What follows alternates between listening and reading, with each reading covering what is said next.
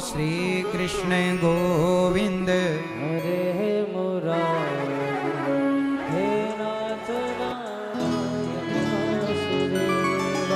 हे नाथ नारायण वासुदेव हे नाथ नारायण वासुदेव हे नाथ नारायण वासुदेव हे नाथ नारायण वासुदेव श्री कृष्ण गोविंद हरे मुरारी हे नाथ नारायण वासुदेव श्री कृष्ण गोविंद हरे मुरारी हे नाथ नारायण वासुदेव श्री कृष्ण गोविंद हरे मुरारी हे नाथ नारायण वासुदेव। बोलिए गौरी गोपाल भगवान की जय।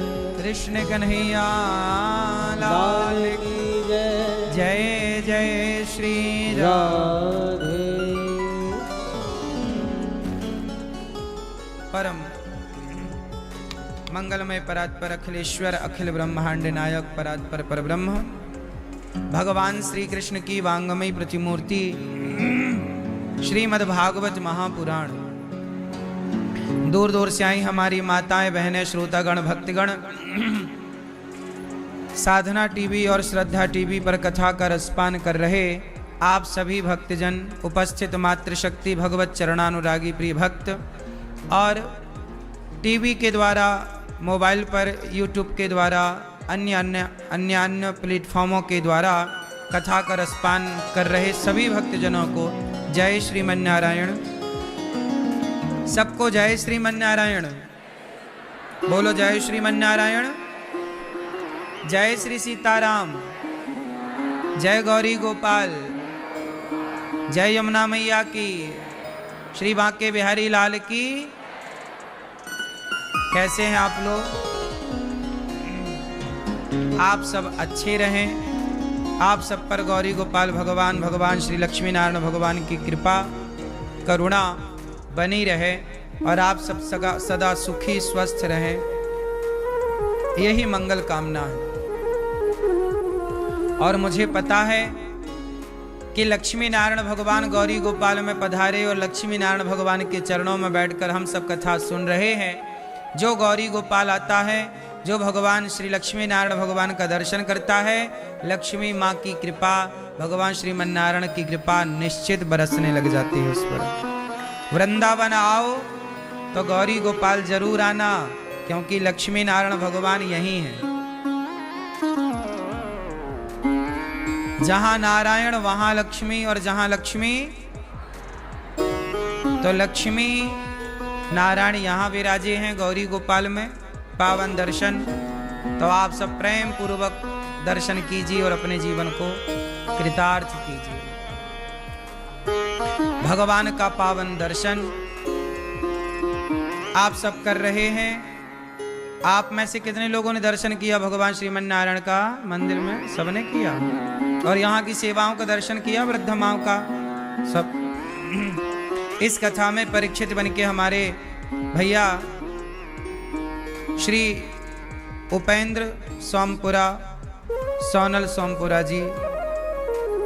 कहाँ उपेंद्र भैया? अच्छा, आप प्रेम पूर्वक कथा की गंगा में डुबकी लगा रहे हैं। श्री उपेंद्र सोमपुरा, सोनल सोमपुरा जी। माता जी प्रभाबेन सोमपुरा जी, भाई अश्विन सोमपुरा जी, जयश्री जी, बहन अलका सोमपुरा जी, बच्चे आनंद, खिरल, चांदनी, रायन, अच्युत। आप अमेरिका से आए हैं और प्रेम से यहाँ कथा की गंगा में डुबकी लगा रहे हैं। अमेरिका से आकर देखिए कथा आप सुन पा रहे हैं। जिनके भाग्य में भगवान हैं वो समुंदर पार से भी आए, और ये तो भगवान की कृपा है कि आपको भगवान ने बुलाया। हम तो बिहारी जी से और गौरी गोपाल भगवान लक्ष्मी नारायण भगवान से यही प्रार्थना करते हैं कि आप सबको भगवान यहाँ बुलाएं और आप सब आकर के ब्रज रज का दर्शन करें, बिहारी जी का दर्शन करें, ब्रज मंडल का दर्शन करें, कथा सुने। अमेरिका से आप आए हैं ऐसा नहीं है, भगवान ने आपको बुला लिया, आओ। यहां पर बिना उनकी कृपा के, कहते हैं संसार में तो सांसारिक लोग बुलाते हैं तब आप जाते हैं, आप अपने परिवार में रिश्तेदारों में तब जाते हैं जब वो लोग आपको बुलाते हैं। किसी की बेटी का ब्याह है, बेटे का ब्याह है तो आपको निमंत्रण मिलता है, फिर आप जाते हैं। जगत के लोग बुलाते हैं तो जगत के कार्यक्रमों में आप जाते हैं, पर वृंदावन आकर भागवत में आप बैठे हैं तो ये भागवत के कार्यक्रम में आपको भगवान ने निमंत्रण दिया है, भगवान ने बुलाया है।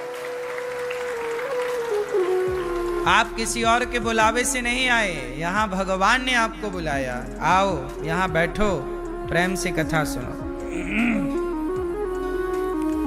पूर्वजों की स्मृति के लिए, पूर्वजों के कल्याण के लिए भागवत जी का पाठ आप मैया जी करा रही हैं। और यहाँ पर आप जब आए तो आपके पूर्वज भी बड़े प्रसन्न हुए होंगे कि हमारे कुल खानदान के बच्चे वृंदावन जा रहे हैं, भागवत सुन रहे हैं।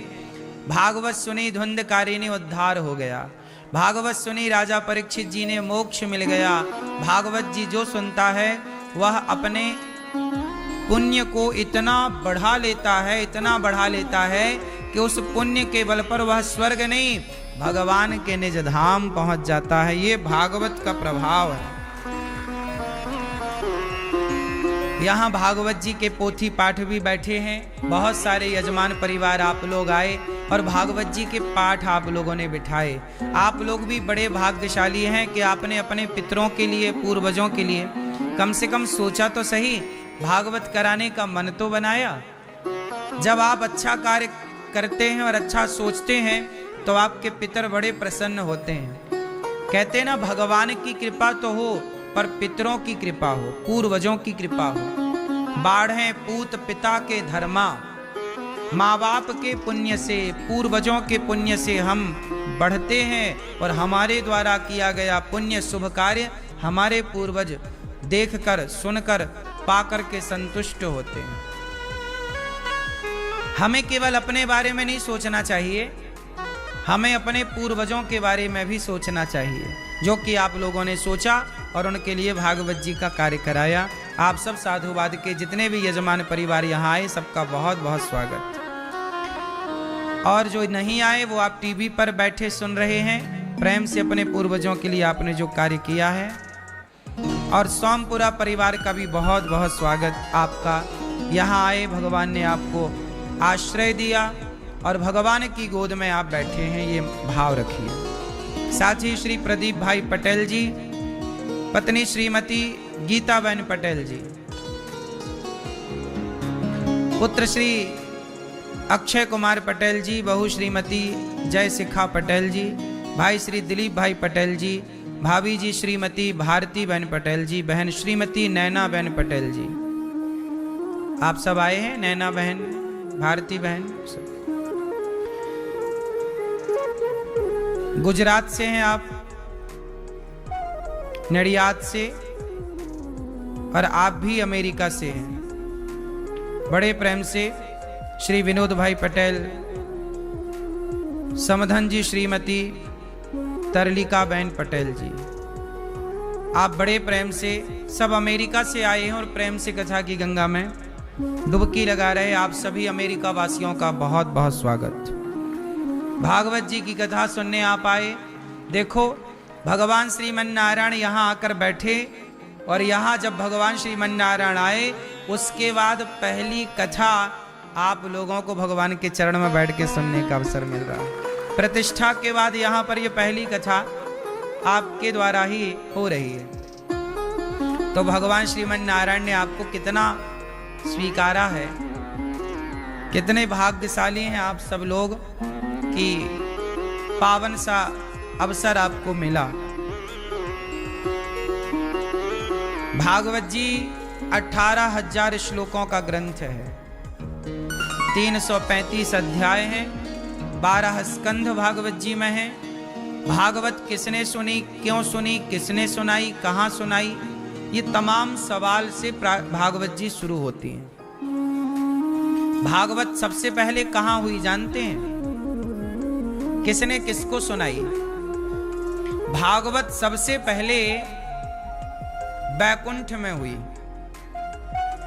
किसने सुनाई? भगवान श्रीमन नारायण ने ब्रह्मा जी को सुनाई। कहां सुनाई? बैकुंठ में। फिर दूसरी बार भागवत जी कहां हुई? ब्रह्मलोक में, जहां ब्रह्मा जी ने अपने पुत्र देवर्षि नारद जी को सुनाई। बात समझ में आई? सबसे पहले भागवत जी किसने किसको सुनाई? भगवान श्रीमन नारायण ने ब्रह्मा जी को, फिर ब्रह्मा जी ने अपने पुत्र देवर्षि नारद जी को, फिर नारद जी ने बद्रिकाश्रम में वेद व्यास जी को भागवत सुनाई। किसने सुनाई? श्री नारद जी ने किसको सुनाई? श्री वेद व्यास जी को। कहां पर? बद्रिकाश्रम, बद्री विशाल, सरस्वती मां के तट पर, बद्रीनाथ जी सुना होगा आप लोगों ने। फिर वेद व्यास जी ने भागवत सुनी और भागवत सुन करके उन्होंने भागवत जी का विस्तार किया। पहले भागवत जी केवल 4 श्लोकों की थी, अहमेवास्मेवाग्रे नान्यद्यत् सत्सत् परम। फिर व्यास जी ने उन 4 श्लोकों को देखा कि भाई हमें तो समझ में आ गई, लेकिन इस सूत्रात्मक दृष्टि समाज के लोग तो नहीं समझ पाएंगे, इनके लिए चाहिए विस्तार। तो 4 श्लोकों को 18,000 श्लोकों के रूप में विस्तार दिया वेद व्यास जी ने। फिर वो विस्तार जब हुआ तो वेद व्यास जी ने भागवत जी पढ़ाई अपने पुत्र शुकदेव भगवान को। किसको पढ़ाई? शुकदेव जी को। शुकदेव जी को पढ़ाई बद्री विशाल में। फिर शुकदेव भगवान ने सबसे पहले भागवत सुनाई राजा परीक्षित को, जब राजा परीक्षित जी को 7 दिन में मरने का श्राप लगा। किसने श्राप दिया? एक संत का अपमान कर दिया राजा परीक्षित जी ने। इसलिए मैं आपसे कहता हूं एक बात बार बार कि अपमान करने से बचो, कर सको तो सम्मान करो। सम्मान करने से सम्मान बढ़ता है, अपमान करने से अपमान ही तो मिलेगा। इसलिए अपमान किसी का ना हो, सम्मान ही सम्मान हो। राजा परीक्षित जी ने एक संत का अपमान कर दिया, मरा हुआ सांप गले में डाल दिया। उन संत का नाम था श्रृंगी, समीक ऋषि। क्या नाम था? समीक ऋषि के गले में मरा सांप डालकर अपमान कर दिया राजा परीक्षित जी ने। तो समीक ऋषि के पुत्र थे श्रृंगी ऋषि। श्रृंगी ऋषि को लगा कि मेरे पिता का अपमान कर दिया एक राजा ने, तो इतना बड़ा राजा हो गया, इतना धन धान्य का अभिमान करता है कि जंगल में बैठे एक साधु का तूने अपमान कर दिया। जा, मैं तुझे श्राप देता हूं, जैसे तूने मेरे पिता के गले में सांप डाला है, जा आज से 7वें दिन सांप के डसने से ही तेरी मृत्यु होगी। तक्षक नाम के सर्प के डसने से तेरी मृत्यु होगी। अब लो भैया, परीक्षित जी को लग गया श्राप। क्या लग गया? क्यों लग गया? अपमान कर दिया।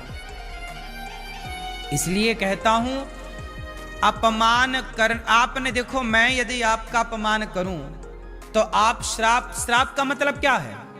श्राप का मतलब ये नहीं कि मैं चुल्लू में पानी भरूं, मंत्र पढ़ूं और आपके ऊपर छोड़ दूं। श्राप का मतलब केवल ये नहीं है। श्राप का मतलब है बद्दुआएं। जैसे आप रास्ते चलते किसी व्यक्ति को 2 थप्पड़ मार दो, कमजोर है, कोई दीन है, दुखी है, आपने 2 थप्पड़ मार दिया, आप बलवान हैं, आपने 2 तमाचा मारा, तो आप वो आदमी भले जवाब कुछ ना दिया हो आपको, लेकिन उसकी अंतरात्मा तो दुखी हो गई ना आप किस व्यवहार से। या आपने किसी को गाली दे दी, आप, उसने भले आपको श्राप नहीं दिया, लेकिन उसकी अंतरात्मा दुखी हो गई। वह दुख ही श्राप के रूप में आपको मिलता है, वही श्राप है। श्राप का मतलब ये नहीं कि हम आपको चुल्लू में पानी भरें और फेंकें आपकी तरफ, वो श्राप नहीं। यदि मैं आपका दिल दुखाता हूं तो आपकी ओर से मेरे लिए दुआएं आशीर्वाद ना आएंगी। आपकी ओर से मेरे लिए क्या आएगा? देखो मैंने तो कुछ नहीं बिगाड़ा इनका, इन्होंने मेरा अपमान कर दिया, भरी सभा में अपमान कर दिया, गाली दे दी, थप्पड़ मार दिया। तो आदमी फिर उसे रात को नींद नहीं आएगी, वो आपके बारे में सोचेगा कि देखो उन्होंने मुझे मार दिया, देखो उन्होंने मुझे ऐसा बोल दिया, देखो उन्होंने मेरा अपमान कर दिया। वो क्या है? वो अपनी ओर से आपकी तरफ क्या भेज रहा है? बोलो, वही तो बद्दुआएं हैं। वो जाएंगी कहां? वो आपका सिग्नल पाके आपकी तरफ तो आएंगी ना। कोरोना बैक्टीरिया, जिसको कोरोना वायरस है, कोरोना का मरीज है, उसके आसपास जो रहेगा कोरोना उसे पकड़ेगा कि नहीं? बोलो हाँ। फिर उसी तरह जैसे बीमारी एक से दूसरे में चली जाती है, ऐसे बद्दुआएं सामने वाले की आप तक आ जाती हैं। इसलिए कहते हैं कि नहीं चाहिए दिल दुखाना किसी का। सदा ना रहा है, सदा ना रहेगा जमाना किसी का, नहीं चाहिए दिल दुखाना किसी का। ये जमाना, ये शोहरत, ये आज के अच्छा समय, ये आज है, कल रहेगा इसकी क्या गारंटी है? बोलो हाँ। आज आपके अच्छे दिन हैं, आज आपकी अच्छी शौकत है, शान है, नाम है, इज्जत है, पैसा है, रुतबा है, ये सदा रहेगा, इसकी कोई गारंटी ले सकता है? रावण का राज्य, रावण की लंका सदा रही क्या? विभीषण का राज, बाली का राज्य, बाली का वैभव सदा रहा क्या? बोलो किसका रहा? इसलिए किसी का दिल ना दुखाओ। ये कथाएं, ये मैसेज देती हैं कि किसी का दिल ना दुखे। इसलिए हम कहते हैं कि अपने व्यवहार को ऐसा रखो, अपने आप को इतना मेंटेन करो अपने व्यवहार को कि आपकी वाणी गलत ना जाए, आपकी दृष्टि गलत ना जाए।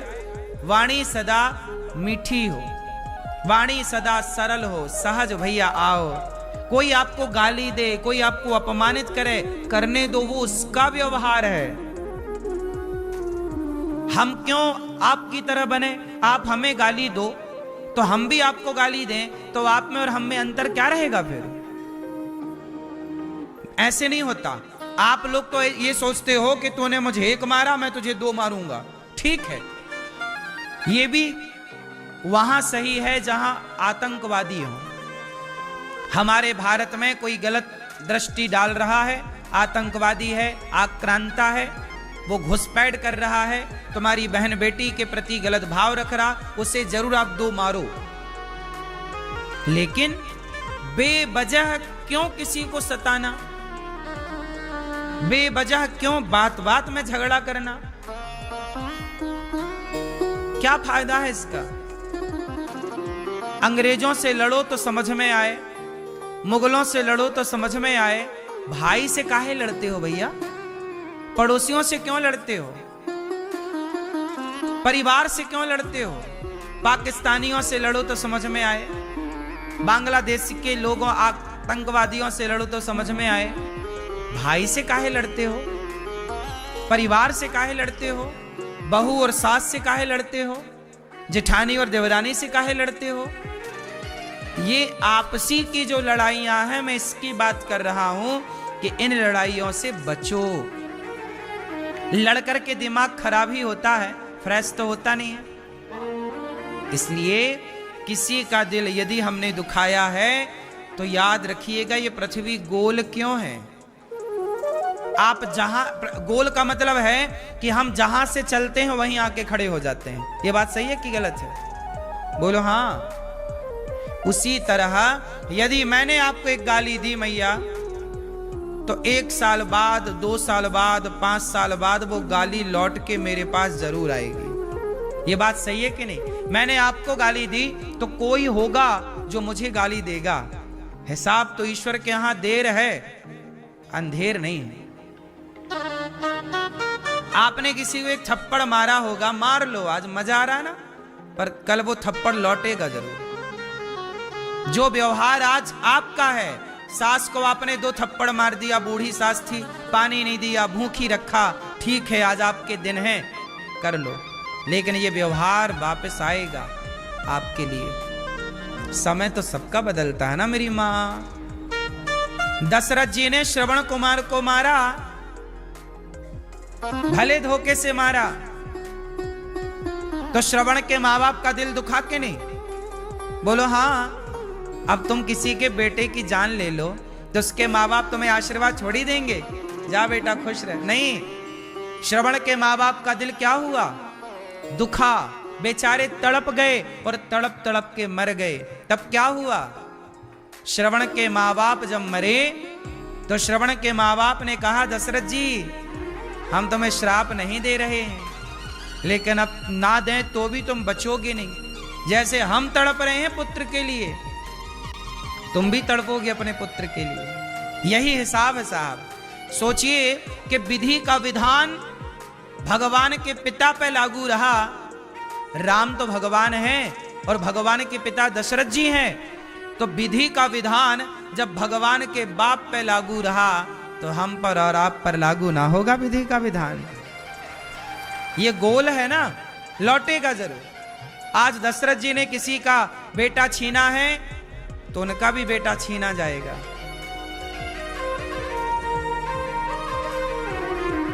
आज दशरथ जी ने किसी माँ बाप को रुलाया है तो उन्हें भी रोना पड़ेगा। यही है विधि का विधान। क्या मैया समझ में आ रही है? इसलिए कहता हूं कि ऐसा बोलो कि किसी का दिल ना दुखे। बोली में बड़ी ताकत होती है ना। एक होती है बोली और दूसरी होती है गोली। बताओ किसके घाव ज्यादा अंदर तक जाते हैं? कौन ज्यादा परेशान करती है, गोली के बोली? बोलो। गोली के घाव तो फिर भी भर जाएं, गोली से मारो तो आदमी एक बार में मर जाए, पर बोली से तो आदमी रोज मरता है। भर जाते हैं वो घाव जो बनते हैं गोली से, पर वो घाव नहीं भरते जो बनते हैं कड़वी बोली से।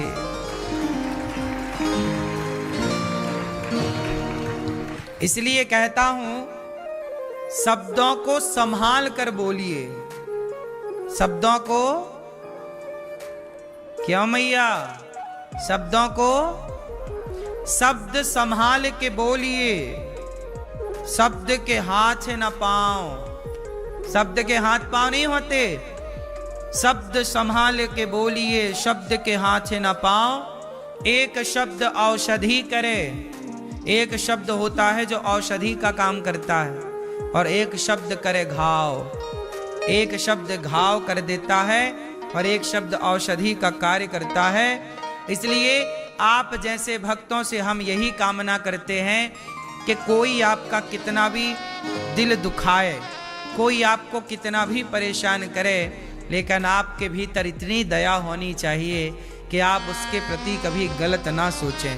जब आप किसी के लिए गलत नहीं सोचते तो भगवान आपके साथ गलत नहीं होने देते, क्योंकि न्याय तो अंत में ईश्वर करेंगे ना। गीता में यही तो कहा भगवान, तू कर्म कर, कर्मण्येवाधिकारस्ते मा फलेषु कदाचन। तू कर्म कर, मैं फल दूंगा। न्यायाधीश कौन है? तुमने किसी का मर्डर कर दिया, तुमने किसी की चोरी कर दी, तुमने किसी के साथ दुराचार कर लिया। अब ये बताओ कि मर्डर करने वाला, चोरी करने वाला, बलात्कार करने वाला, इन तीनों को या और भी अपराधियों को सजा देने का अधिकार आम जनता को है कि जज को है? बोलो। न्यायाधीश को है ना? बोलो हाँ। आज न्यायाधीश होता है, पहले के जमाने में राजा होते थे, तो राजा न्याय करता था और राजा दंड देता था। बोलो हाँ। उसी तरह हमने कोई भी अपराध किया होगा, अंत में हमारा केस ईश्वर की अदालत में जाएगा जरूर। और अंतिम न्यायाधीश कौन होंगे? बोलो भगवान श्रीमन नारायण। भगवान नारायण न्यायाधीश है। अब आप कहते हैं कि लोग दुखी हैं, कुछ लोग दुखी हैं, कुछ लोग सुखी हैं। भगवान कभी किसी को दुख नहीं देते। क्यों जी देते हैं? बोलो भगवान किसी को दुख नहीं देते, भगवान किसी को सुख नहीं देते। भगवान तो केवल न्याय करते हैं। राम झरोखा बैठ के सबका मुजरा लें और जाकी जैसी चाकरी ताको तैसो दें। भगवान तो केवल न्याय करते हैं और न्याय ये करते हैं आपने जो किया है, आपका किया सामने आकर खड़ा होगा, उसके अकॉर्डिंग आपको अच्छा या बुरा मिल जाए। बात समझ में आई? भगवान क्या करते हैं? सिर्फ न्याय। जैसे न्यायाधीश किसी को फांसी की सजा दें तो वो कोई पर्सनल दुश्मनी छोड़ी है न्यायाधीश की उस अपराधी से, पर वो अपराध ऐसा किया है कि मृत्यु दंड देना पड़ेगा। ऐसे ही हम 84 के कुत्ता बना, कोई बिल्ली बना, कोई गधा बना, कोई मनुष्य बना, कोई क्यों बना, कोई अमीर क्यों है, कोई गरीब क्यों है, कोई रोगी क्यों है, कोई स्वस्थ क्यों है, सब एक से क्यों नहीं? भाई सब अमीर ही अमीर होते ना, या सब गरीब ही गरीब होते, सब स्वस्थ ही स्वस्थ होते? कोई रोगी क्यों है, कोई लंगड़ा क्यों है, कोई बहरा क्यों है? सब एक से होते। सबको बच्चे हो रहे हैं तो सबको ही बच्चे होते, फिर बिना बच्चे का कोई क्यों है?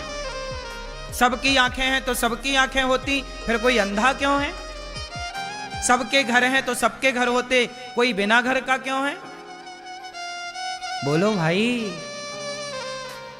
इसका मतलब है कि ये संसार में जब ईश्वर भेजते हैं तो अमीर गरीब भगवान नहीं बनाते,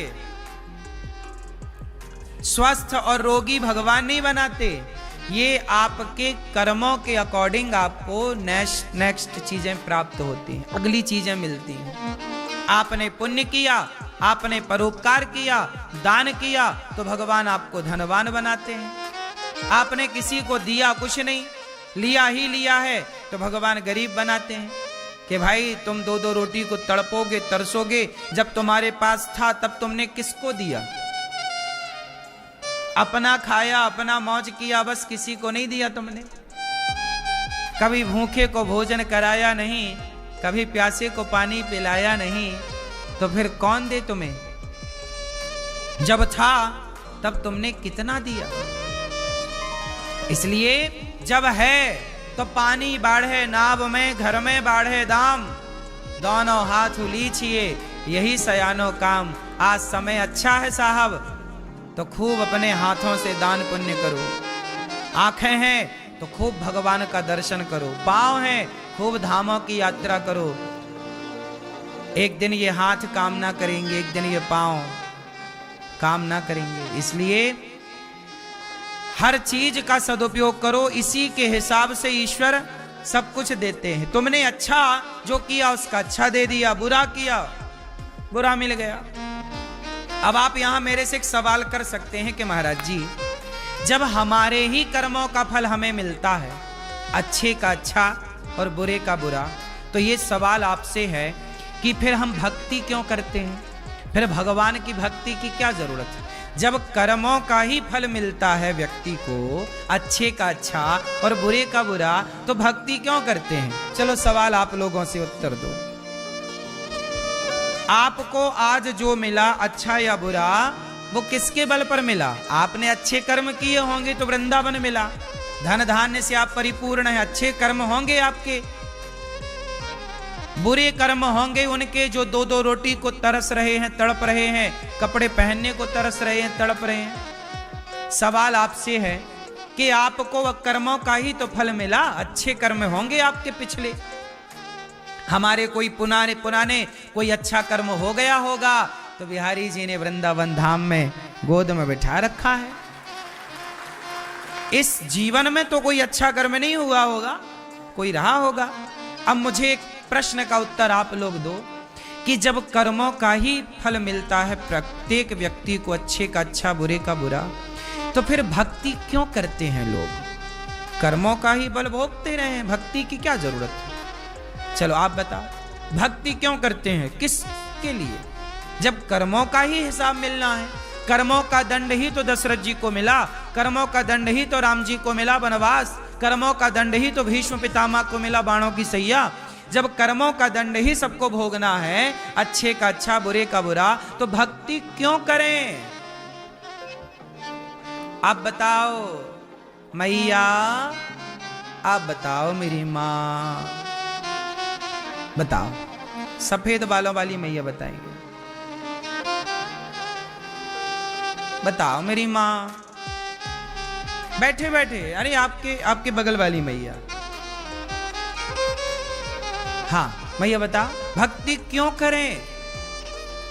हाँ क्या के लिए? मन शांत की। मैया आप बताओ, झोले वाली मैया।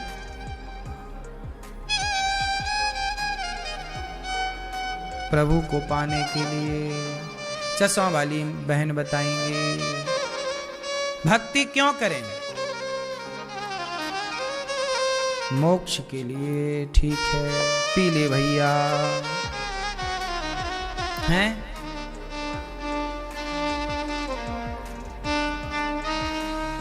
हर व्यक्ति अपने कर्मों का ही फल भोगता है, अच्छे का अच्छा और बुरे का। तो भक्ति क्यों करें? आओ इसको जानते हैं। भक्ति करने से क्या होता है? सुनो, चक्की चलती है ना, चक्की पुराने जमाने में पत्थर की चक्की होती थी, एक पहिया नीचे दूसरा पहिया। देखा आप लोगों ने कभी पुराने जमाने की चक्की? वो पहिए वाली चक्की जो होती थी वो सारे दानों को पीसती थी। क्यों भैया? लेकिन एक दाना है जो नहीं पिसता था। उस चक्की में एक जगह ऐसी थी कि यदि दाना वहां चला जाए तो नहीं पिसता था। क्या आप बता सकते हैं कि वो जगह कौन सी थी? सेंटर, कील, बीच में यदि दाना चला जाए तो वो, बोलो हाँ, बस इतना समझ लो। हम भक्ति क्यों करते हैं? हमारे कर्मों के अनुसार तो हम बार बार पिस रहे हैं, अच्छाई और बुराई में। क्या हो रहे हैं?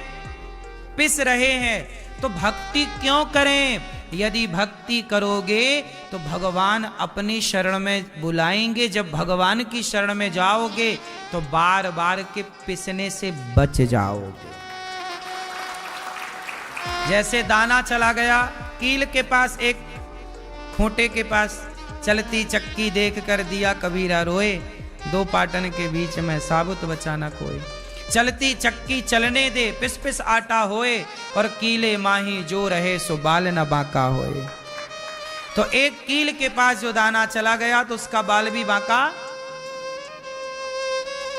तो भक्ति इसलिए किए जाते हैं कि हमारे सारे कर्म समाप्त हो जाएं और हम कर्मों को, क्योंकि कर्मों के कारण बार बार जन्म मृत्यु होता है, इसलिए सब कुछ भगवान के चरणों में समर्पित कर दो तो ये आवागमन से मुक्ति मिल जाए और भगवान के पास रहकर फिर भगवान से कहें कि प्रभु भेजना संसार में, पर अपना दास बनाकर भेजना, सेवा का कार्य होता रहे, फिर भगवान के बनकर आओगे।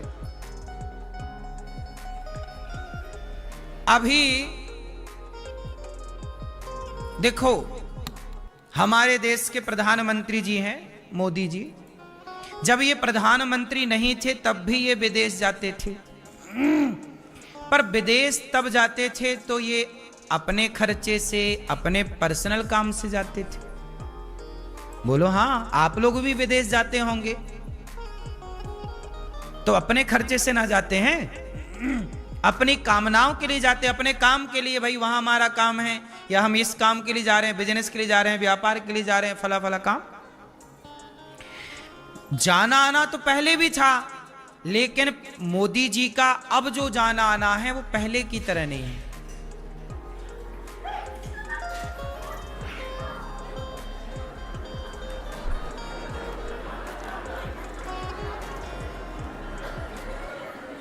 चलो हनुमान जी का दर्शन हो गया आपको।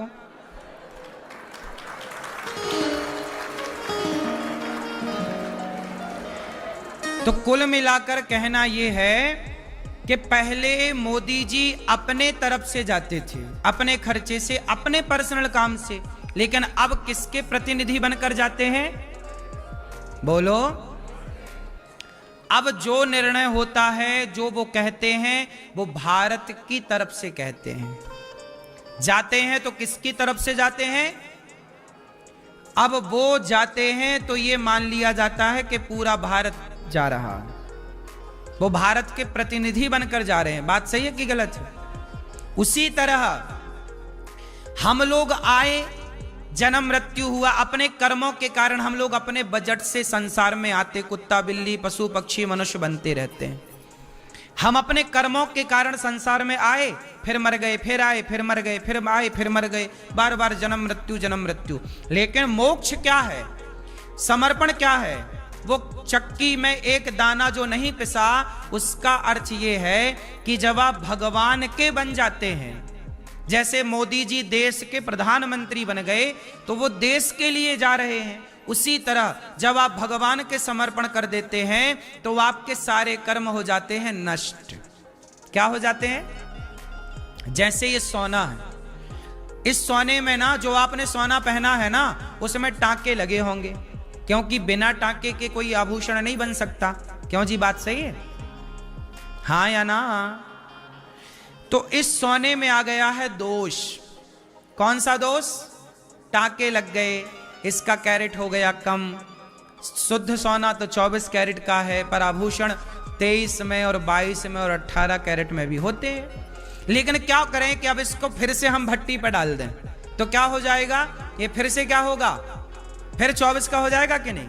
बोलो हाँ। उसी तरह हम लोग संसार में आए ना, तो अभी अपने जन्म मृत्यु कर्म के कारण आए, लेकिन जब हम समर्पण की आग में जल जाते हैं, भगवान के चरणों में आत्मसमर्पण कर देते हैं, तो जैसे भट्टी में जाने से सोने का दोष नष्ट हो जाता है, ऐसे भगवान के चरणों में समर्पण करने से व्यक्ति का दोष समाप्त हो जाता है और व्यक्ति हो जाता है निर्दोष। और जब निर्दोष होता है तो भगवान स्वीकार करते हैं और फिर वो संसार में आता है तो भगवान का प्रतिनिधि बन करके आता है। वही है मोक्ष। मोक्ष का मतलब ये नहीं कि आपका जन्म ना हो दोबारा, नहीं। हम तो भगवान से कहते हैं प्रभु हमें धरती पे बार बार भेजना, लेकिन अपना बना करके भेजना, ताकि शरीर मन बुद्धि आपकी और आपके भक्तों की सेवा में इसी तरह से लगा रहे। मोक्ष का मतलब ये नहीं कि हम जाएं भगवान के धाम में बैठे रहें। क्या करेंगे? अपन काम करने के आदी हो गए हैं। मोक्ष मिल जाए बैठे बैठे तो कुछ ना हो, इसलिए अपने को तो चाहिए काम। तो भगवान से यही कहें प्रभु भेजो और अपने भक्तों की सेवा दो, यही मोक्ष है। तो हम लोग अभी, आप लोग संसार में आए ना, अपने बजट से आए हैं। आपका पुण्य था, आप आ गए मनुष्य बनकर।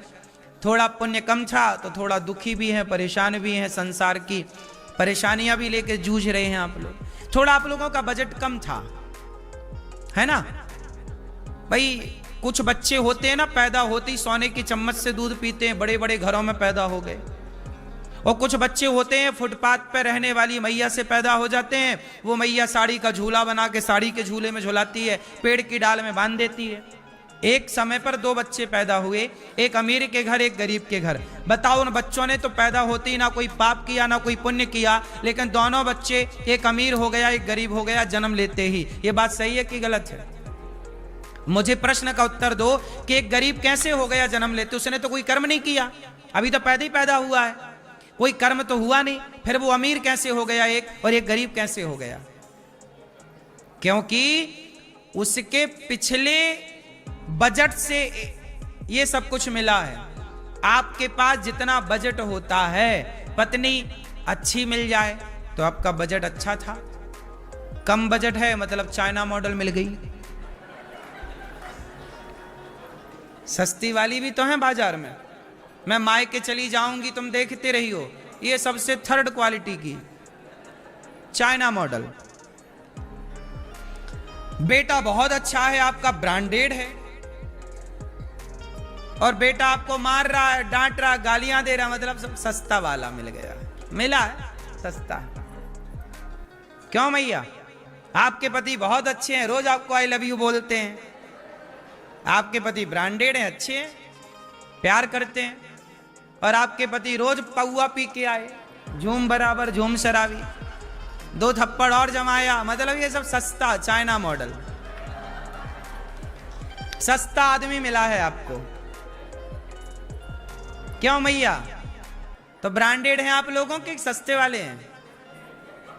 तो इस अब ये देख लो आप, ये आप डिसाइड करो, कुल मिला के आपके बजट पर निर्भर होता। आपने अच्छे पुण्य किए, बजट मतलब काय का पुण्य, पायो जी मैंने राम रतन धन, पैसा मतलब पैसा नहीं, राम नाम भी पैसा है। धन मतलब ये केवल इसे धन नहीं कहते कि पैसे को हमने इसे धन मान लिया, केवल ये धन नहीं है। भक्त जन किसे धन मानते हैं? पायो जी मैंने राम रतन धन। तो आपके पास जो भजन का धन है, पुण्य का धन है, आपके पुण्य से अच्छा पति मिलता है, आपके पुण्य से अच्छी पत्नी मिलती है, आपके पुण्य से अच्छा पुत्र मिलता है, आपके पाप से आपको 3rd क्वालिटी के लोग मिलते हैं। पूर्व जन्म के पाप से। अब जैसे आप लोगों को कथा अच्छी लग रही है, किस किस को अच्छी लग रही है? कथा अच्छी लग रही है तो ये आपका पुण्य है, इसलिए कथा अच्छी लग रही है। और जिसे कथा अच्छी नहीं लगती उसका सुनो। किसे कथा अच्छी नहीं लगती? पूर्व जन्म के पाप से। पूर्व जन्म के पाप से हरि चर्चा न सुहाए। पूर्व जन्म के पाप से हरि चर्चा न सुहाए, यही कारण कुत्ता भय घर घर डंडा खाए।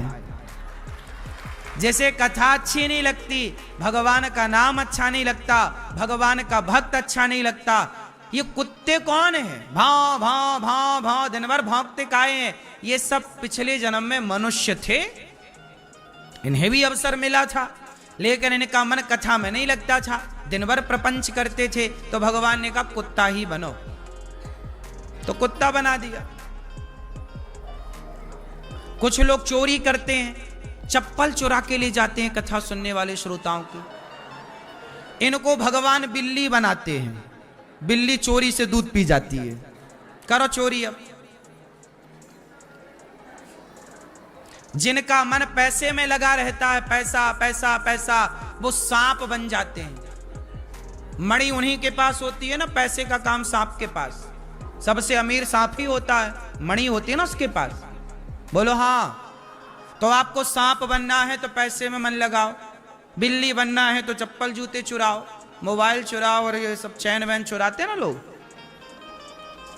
कुत्ता बनना है तो कथा ना सुनने से, भगवान के चरणों में प्रीति ना होने से कुत्ता बन जाता है व्यक्ति।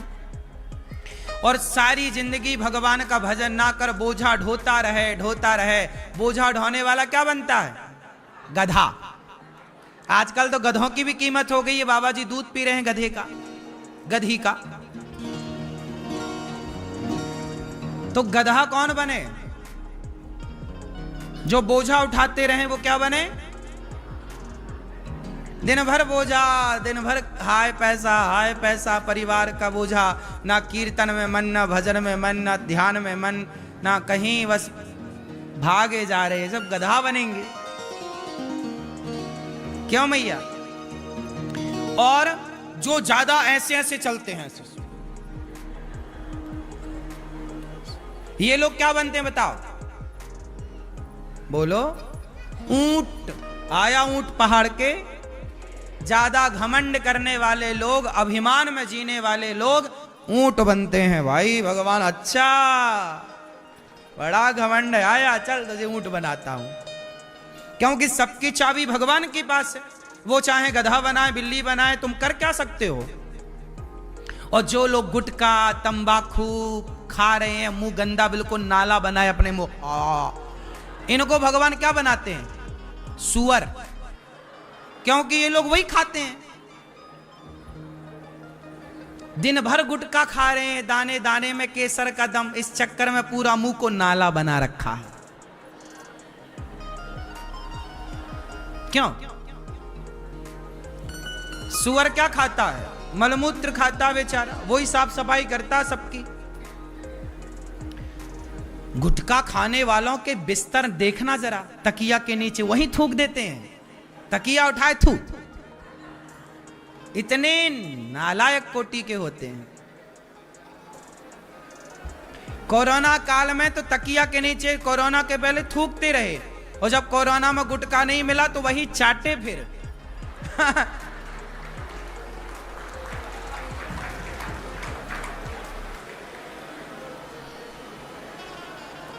इस तरह से लोग अपना जीवन बिगाड़ रहे हैं। गुटखा खाना, अच्छा गुटखा खाना सही है कि गलत है? क्यों? मैया, ओ लाल मैया, मैया राम राम, गुटखा खाना सही है कि गलत है? हाँ, तो गुटखा खाते हैं आप लोग? गुटखा ना खाओ, कैंसर और होता है, पैसे खर्च होते हैं, घर भी गंदा होता है, देश भी गंदा होता, सड़कों में लोग थूक देते हैं। बोलो हाँ, पूरा सब सिस्टम खराब है गुटखा खाने वालों ने। तो ये सब सुअर बनेंगे अगले जन्म में। क्या बनेंगे? सुअर। तो सबके लिए भगवान ये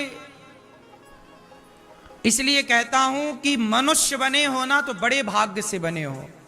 राजा परीक्षित जी को श्राप क्यों लगा? संत का अपमान किया। हमने आपको निवेदन यही किया, कभी संतों का, कभी माता का, पिता का, वृद्धों का अपमान ना करिए। सम्मान देने से सम्मान बढ़ता है, अपमान करने से। तो भागवत जी राजा परीक्षित जी ने सुनी। किसने सुनाई? कहां सुनाई? सुखदेव भगवान ने शुकताल में राजा परीक्षित जी को भागवत जी सुनाई, गंगा के तट पर। तो भगवान नारायण ने ब्रह्मा जी को सुनाई पहले, ब्रह्मा जी ने देवर्षि नारद जी को, देवर्षि नारद जी ने वेद व्यास जी को, वेद व्यास जी ने अपने पुत्र सुखदेव जी को, सुखदेव जी ने राजा परीक्षित जी को भागवत सुनाई, और सूत जी ने शौनकादि ऋषियों को सुनाई, फिर गोकर्ण जी ने धुंधकारी को भागवत सुनाई। इतने इतने बड़े लोगों ने भागवत सुनी। फिर वही भागवत का आज रसपान आप लोग करने के लिए आए हैं। वही भागवत आप सुन रहे हैं। भागवत जी के 6 अध्यायों में महिमा गाई व्यास जी ने।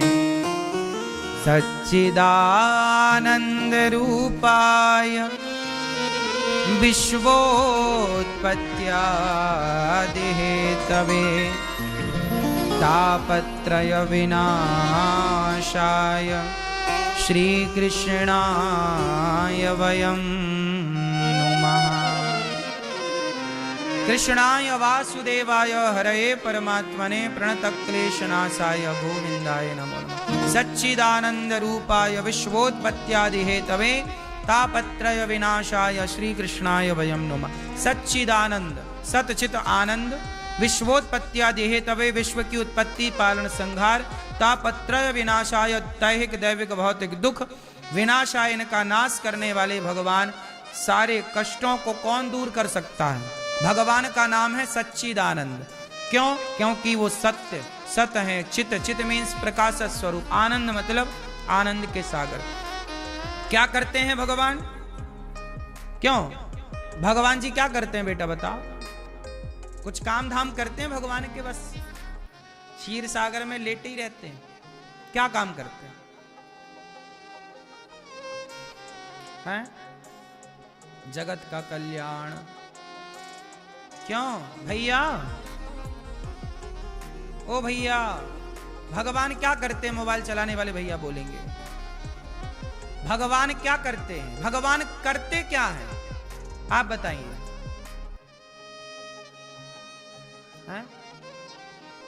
सब कुछ चलाते हैं, ठीक है। और क्या करते हैं? चलाते भी हैं कि रोकते भी हैं? क्या क्या करते हैं भगवान? आप बताओ मैया, आपके बगल में भैया, आप दोनों बताओ क्या करते हैं? भगवान का काम क्या? भगवान करते क्या है? क्या कारोबार है भगवान का? क्या धंधा है? सबका अच्छा बुरा देखना, ठीक? ये भैया बताएंगे। आप बताओ भगवान करते क्या है? नहीं?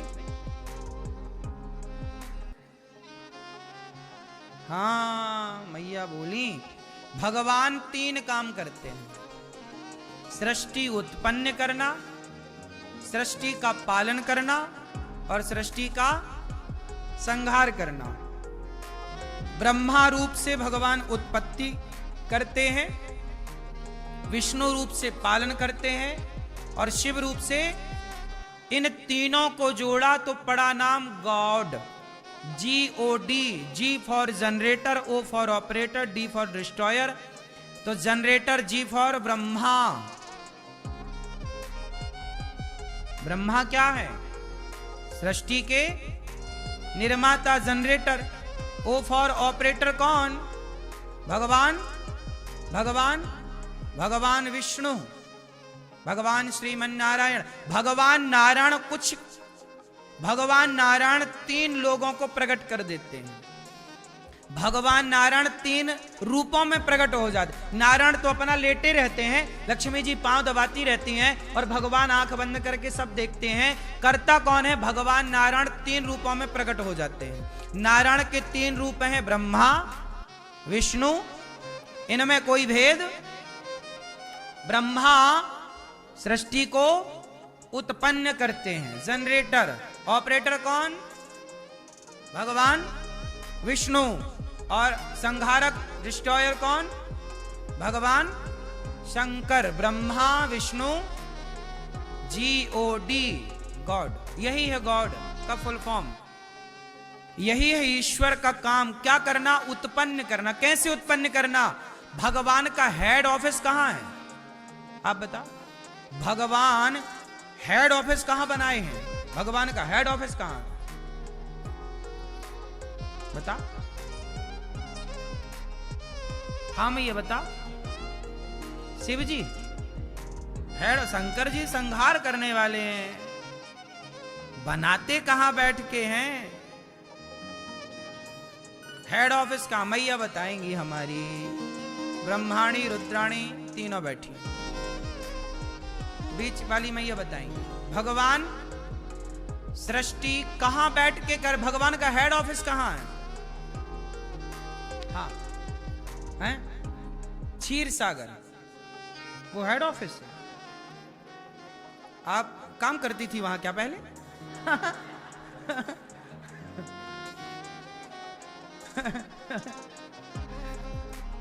पहले आपकी जॉब वहीं थी ना? फिर आपको और प्रमोशन के चक्कर में यहां आना पड़ा ना? अच्छा है। भगवान का हेड ऑफिस है मां का पेट। मां का। आप लोग कहां बने? पेट में बने कि पेट के बाहर बने? क्यों भैया आप लोग कहां बने? ये आपकी आंखें, आपका मुंह, कान, मस्तिष्क, हृदय, पांव, हाथ, नाखून कहां सब लगा? कहां असेंबल हुआ सब? बोलो। मां के उदर में, मां के पेट में। भगवान का हेड ऑफिस कहां है? मां का गर्भ। कुत्ता का भी कहां सब निर्माण हुआ? वो मां है ना उसके लिए। तो पक्षी मादा मां है, वो शेरनी मां है, बिल्ली भी एक मां है, सरपणी भी एक मां है, मुर्गी भी एक मां है। बोलो हाँ। मछली भी एक मां है। ये सबके गर्भ में भगवान बैठकर सृष्टि बनाते हैं। हाँ या ना? पेट में ही ना सब बनता है। हम कहां बने? मां के पेट में। आप कहां बने? बोलो। बने। फिर तो हम सबकी आंखें हाथ पांव कहां के लगे? जब बन के तैयार हो गए तो भगवान ने बाहर कर दी डिलीवरी। लो भैया तैयार है तुम्हारा प्रोडक्ट। बाहर आ गया। 9 महीने लगते हैं। हाथी का बच्चा भी कहां बनता है? पंखा, कूलर, फलानी कंपनी, मोबाइल कहां बनते हैं, उसकी अलग अलग फैक्ट्रियां हैं। सबको पता है कि ये चीज यहां बनती है, ये चीज यहां बनती है। लेकिन आपसे पूछे कि हाथी कहां बनते हैं, तो पेट में। मनुष्य कहां बनते हैं? पेट में। कुत्ता कहां बनता है? बिल्ली कहां बनती है? ये चराचर संसार जो तुम्हें दिख रहा है, अधिकांश या तो मां के गर्भ से पैदा हुआ या पृथ्वी माता के गर्भ से पैदा हुआ। पेड़ पौधा किसके गर्भ से पैदा होते हैं? किसान खेत में बीज बो देता है, मिट्टी से ढक देता है, ऊपर रहेगा, चिड़िया चुग जाएगी। बोलो हाँ। जरा नमी मिली तो पृथ्वी के गर्भ में ही ना बीज अंकुरित होता है तो गर्भ ना। फिर ये प्रत्येक फल देने वाले पेड़ पौधे, यहां तक कि हम लोग जो चावल दाल इत्यादि पदार्थों का फल का प्रयोग करते हैं, सब पृथ्वी माता के गर्भ से ही ना पैदा हुए हैं। बोलो हाँ कि ना। इसलिए कहता हूं कि भगवान कहां बैठते हैं? भगवान मां के गर्भ में हैं। इसलिए मां को केवल मां ना समझो। मां का पेट, मां का शरीर भगवान का हेड ऑफिस है। मां तो है ही, वो भगवान भी है। भगवान वहीं आते जाते हैं। कितना काम हुआ, क्या क्या बना, क्या क्या नहीं बना, पूरी नजर भगवान की पेट में होती है, क्योंकि यहीं से सृष्टि का निर्माण है। सही है कि गलत है? क्यों? तो भगवान का हेड ऑफिस कहां? मां का गर्भ। कौन रहता है मां के गर्भ में?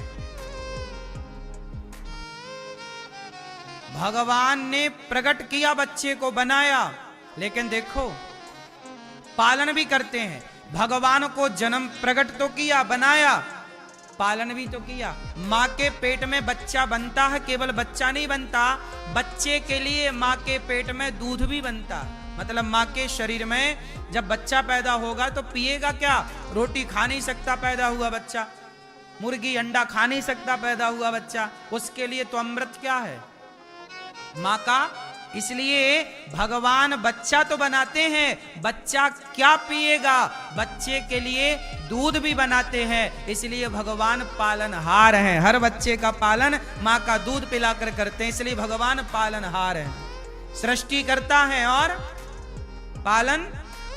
पालनहार हैं कि नहीं? दूध की व्यवस्था कौन किया था आपके लिए? लोग कहते हैं कि भगवान दिखते नहीं, भगवान की कृपा। अरे भाई चमत्कार। आप कहो कि महाराज जी भगवान को हम कैसे माने कि भगवान है? चमत्कार क्या है? अरे भैया मां के पेट में बच्चा था, तब मां के आंचल में दूध नहीं था। क्यों जी? क्या बच्चा होने से पहले मां के आंचल में दूध आ जाता है?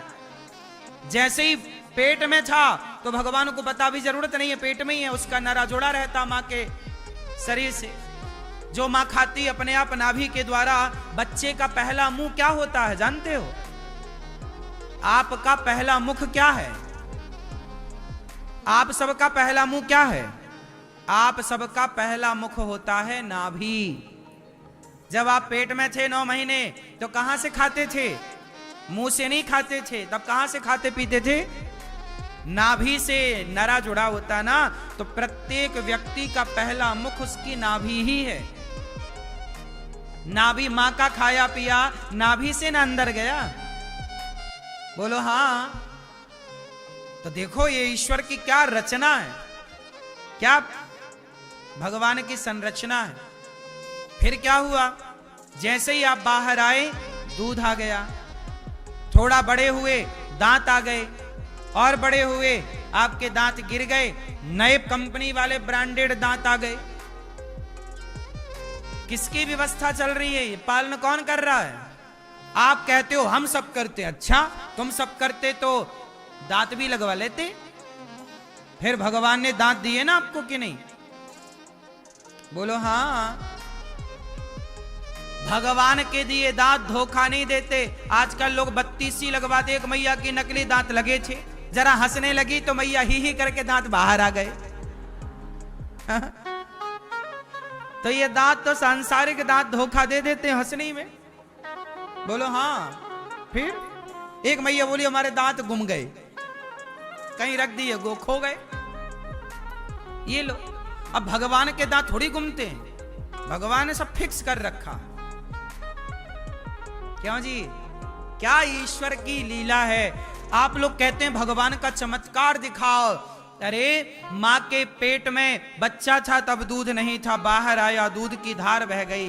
क्या ये चमत्कार तुम्हें नजर नहीं आता? क्या ये ईश्वर की व्यवस्था तुम्हें नजर नहीं आती? ये व्यवस्था कोई तुम्हारे बाप ने बना दी कि ईश्वर ने बनाई? क्यों मैया, ये व्यवस्था किसकी है? फिर लोग कहते हैं भगवान कहां है? अरे भाई, तुम्हारी आंखें नहीं है तो हम क्या करें? ईश्वर तो रोज सृष्टि का पालन कर रहे हैं, रोज सृष्टि उत्पन्न कर रहे हैं, रोज संहार कर रहे हैं। आज भी किसी बच्चे का जन्म हुआ होगा, आज भी कोई स्त्री गर्भवती हुई होगी, आज भी किसी की मृत्यु हुई होगी। तो रोज सृजन चल रहा है, रोज पालन चल रहा है, रोज संहार चल रहा है। हाँ या ना? आप लोग बच्चे से बूढ़े हो गए, क्या हुआ? आपका शरीर आपको पता ना चला, और आप लड़कपन से जवानी, जवानी से बुढ़ापा। आपका शरीर भी तो परिवर्तनशील है, आप में भी तो परिवर्तन हुआ। आप भी तो बने और बिगड़ गए। बने मतलब जवानी थी, बने, फिर जवानी ढली, बुढ़ापा बिगड़ गया, जवानी बिगड़ी तो बुढ़ापा मिला। लड़कपन गया तो जवानी मिली, जवानी गई तो बुढ़ापा मिला। यही तो है क्रम। तुम पता नहीं लग रहा तुम्हें, जितनी देर में हम यहाँ बैठे हैं, आप जितनी देर से यहाँ बैठे हैं, इतनी देर में तो आपके शरीर में ना जाने कितने सेल बन गए, और इतने देर में ना जाने कितने सेल बिगड़ गए। यही तो सृष्टि है, यही तो ईश्वर दिन रात हर सेकंड सेकंड के 100वें हिस्से में हर क्षण परमात्मा कार्य कर रहा है। एक क्षण भगवान को विश्राम नहीं है, भगवान आराम नहीं करते, काम में लगे रहते हैं। ब्रह्मा जी उत्पन्न करने में ऐसा थोड़ी एक बार उत्पन्न कर दिया, नहीं। आज भी बहुत सारी स्त्रियां गर्भवती हुई। अब वो आज से जैसे ही गर्भवती हुई तो उनका पेट में क्रम चालू हो गया। आज से कोई रोज तो ये क्रम चल रहा है, कभी रुका कभी थमा, कोई रोक सकता है? रोज बच्चे पैदा होते हैं, रोज संहार होता, रोज कोई ना कोई मरता। इतने बड़ा संसार है, हजारों लोग रोज मर रहे हैं, हजारों लोग रोज आ रहे हैं, हजारों लोग रोज। फिर ये क्रम ना रुकेगा। यही सृष्टि, रोज सृष्टि चल रही है। इसी रोज की सृष्टि में एक दिन हम आए, एक दिन हम चले जाएंगे। यही चल रहा है ईश्वर का। हाँ, रचा है सृष्टि को जिस प्रभु ने, वही ये सृष्टि चला रहे हैं। जो पेड़ हमने लगाया पहले, जो वृक्ष हमने लगाया पहले, उसी का फल हम अब पा रहे हैं। रचा है सृष्टि को जिस प्रभु ने, वही ये सृष्टि चला रहे हैं। बात समझ में आई?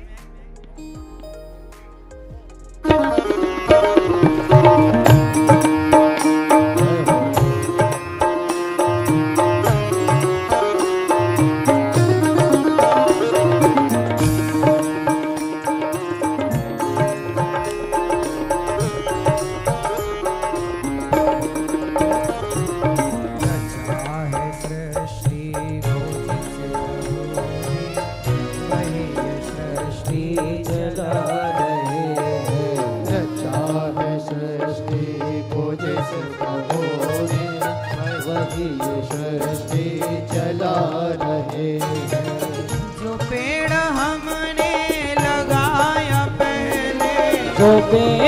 हमने लगाया पहले। इसका मतलब है जो पहले पेड़ लगाया, मतलब अच्छे बुरों का, अच्छे और बुरे कर्म जो पहले किए उसका फल आज। जो पेड़ हमने लगाया पहले, जो पेड़ हमने लगाया पहले, उसी का फल हम अब पा रहे हैं। रचा है सृष्टि को जिस प्रभु ने, वही सृष्टि चला रहे हैं। रचा है सृष्टि को जिस प्रभु ने, वही सृष्टि चला रहे हैं।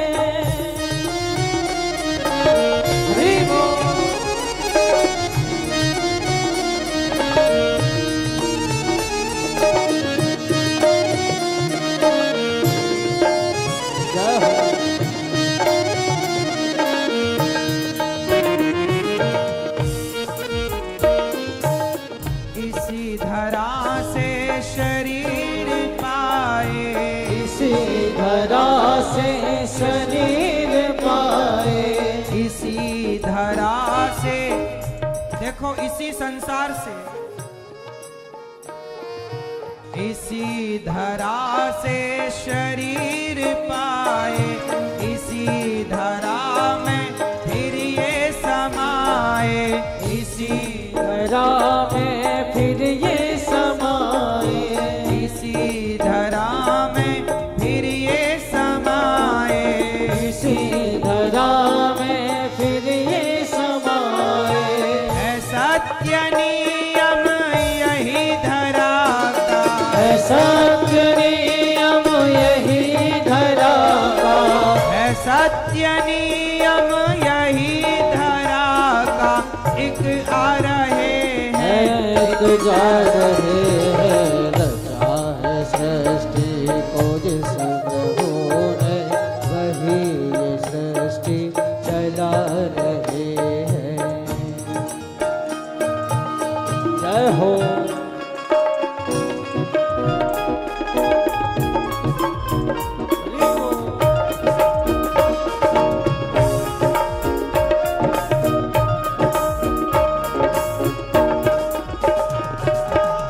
जिन्होंने भेजा जगत में जाना, जिन्होंने भेजा जगत में जाना, तय कर दिया लौट के फिर से आना, तय कर दिया लौट के फिर से आना।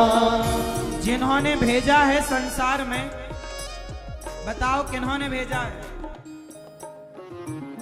जिन्होंने भेजा जगत में जाना, जिन्होंने भेजा जगत में जाना, तय कर दिया लौट के फिर से आना, तय कर दिया लौट के फिर से आना। जिन्होंने भेजा है ना, आप लोग आए, आने की टिकट तो है, जाने की भी कट गई है सबकी।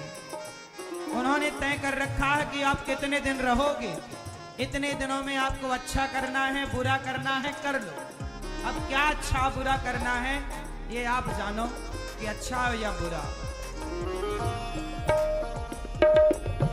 जिन्होंने भेजा जगत में जाना, जिन्होंने भेजा जगत में जाना, तय कर दिया लौट के फिर से आना, तय कर दिया लौट के फिर से आना।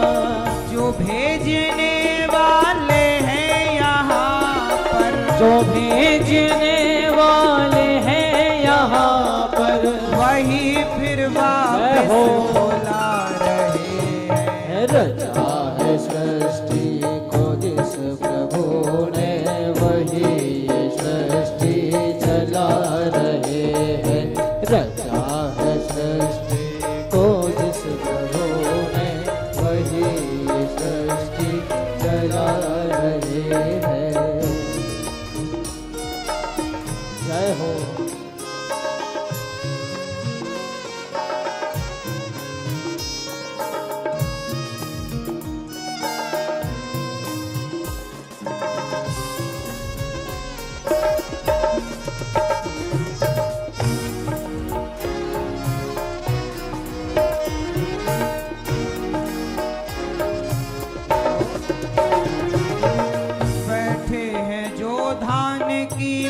डालियों में, बैठे हैं जो धान की बालियों में, समाए मेहंदी की लालियों में, समाए मेहंदी की लालियों में, हर डाल हर पत्ते में बिठा कर, हर डाल हर पत्ते में समा कर, हर डाल हर पत्ते में समा कर, फूल रंग बिरंगे खिला रहे हैं।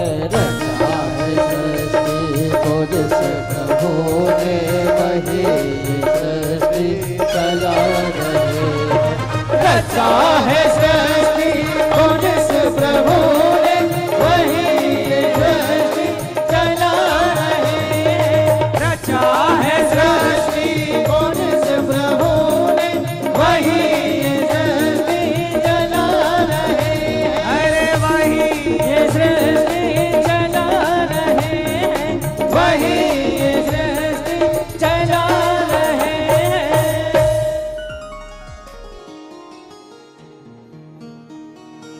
जिन्होंने भेजा जगत में जाना, तय कर दिया लौट के फिर से आना।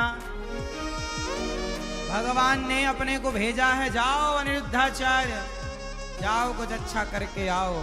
भगवान ने संसार में हमें अच्छा करने के लिए भेजा है, किसी का बनाने के लिए, किसी का बिगाड़ने के लिए। लेकिन आदमी यहां आता है, बनाता कम, बिगाड़ लेता है ज्यादा। इसलिए जिन्होंने भेजा जगत में जाना, तय कर दिया। सुनो, मेरा तय है जाना, आप लोगों का है कि नहीं तय? अब अच्छा करके चलें या बुरा करके चलना तो है, तो क्या करके चलें? जिन्होंने भेजा जगत में जाना, तय कर दिया लौट के फिर से आना। जो भेजने वाले हैं यहाँ पर, जो भेजने वाले हैं, वही फिर वापस बुला रहे। चलो हो गया काम, आ जाओ, छुट्टी। यही है जीवन का क्रम, आओ और जाओ, आए और चले गए, खत्म कहानी। कोई गया हंसते हंसते, कोई रो गया, अभी तो जगाया तुझे फिर सो गया।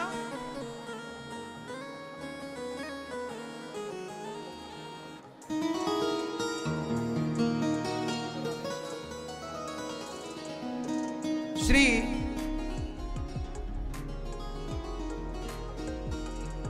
भगवान जी, सुखदेव भगवान राजा परीक्षित जी को भागवत सुना रहे हैं। और यही भागवत एक बार सूत जी महाराज से शौनकादि ऋषियों ने हाथ जोड़कर कहा कि हमें भागवत सुनाओ।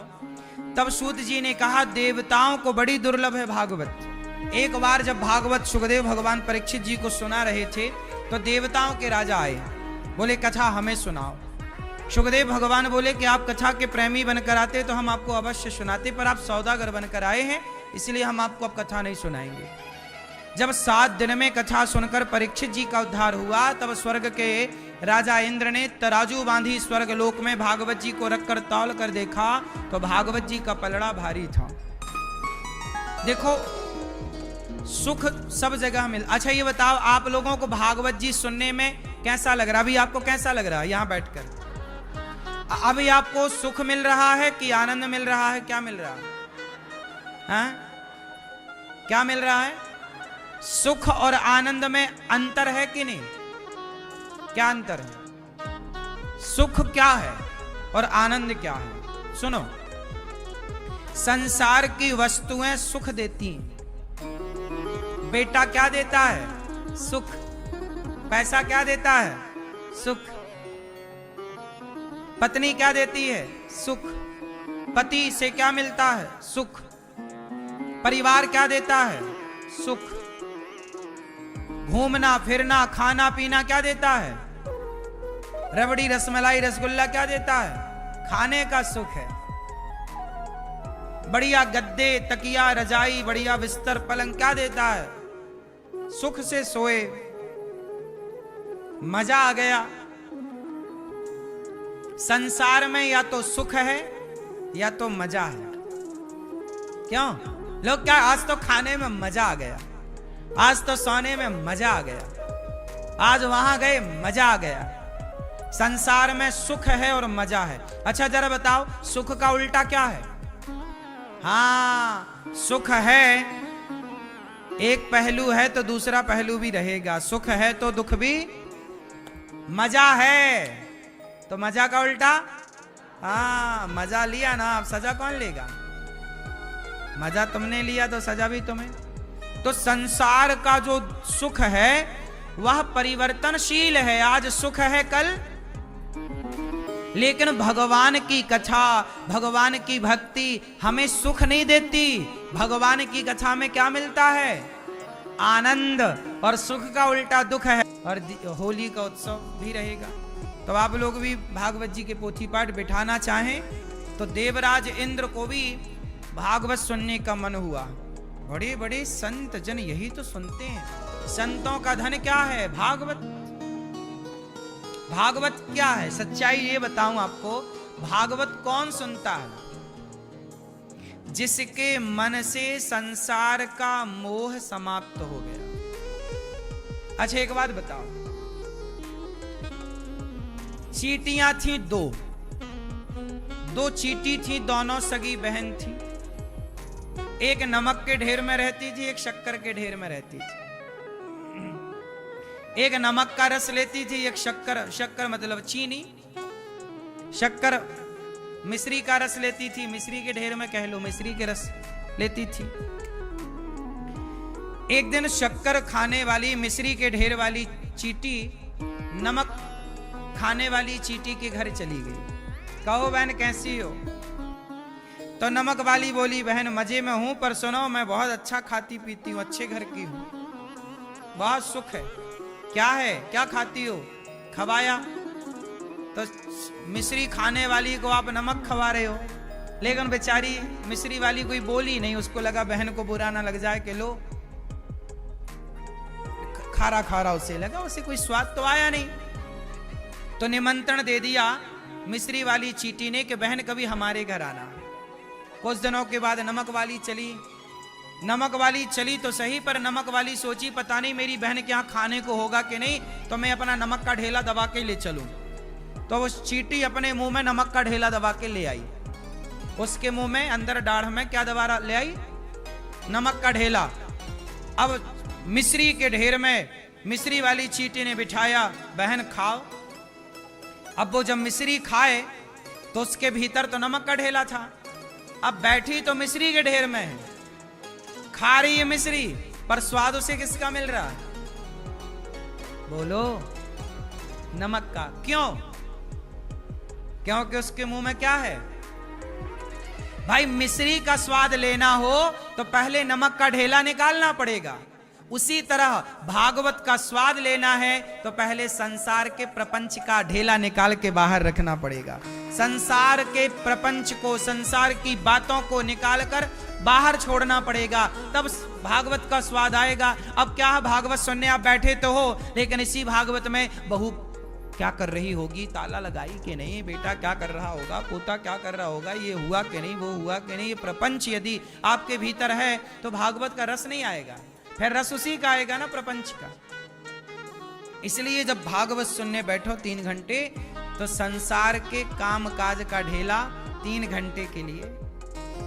भगवान के भजन में भी जब बैठो घर में तो आप 10 मिनट भले भगवान का चिंतन करो, पर 10 मिनट के लिए घर का प्रपंच बाहर करके और प्रेम से 10 मिनट के लिए भगवान के चरणों में समर्पण भाव से बैठोगे, तब जाके स्वाद मिलेगा। अब आप राम राम जपते हो, भक्ति करते तो हो, लेकिन उस भक्ति में भी आपका मन तो वहीं लगा है ना, सब में। 10 मिनट के लिए भी आप लोग अपने मन को नहीं हटा पा रहे हैं परिवार से, काम से, काज से, प्रपंच से।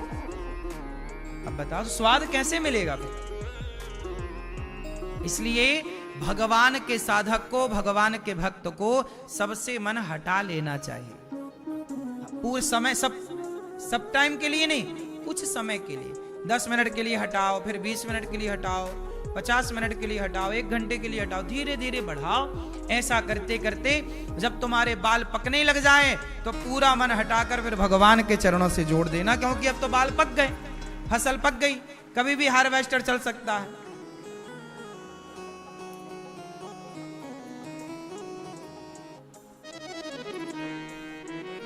मैया सो गई क्या मेरी माँ?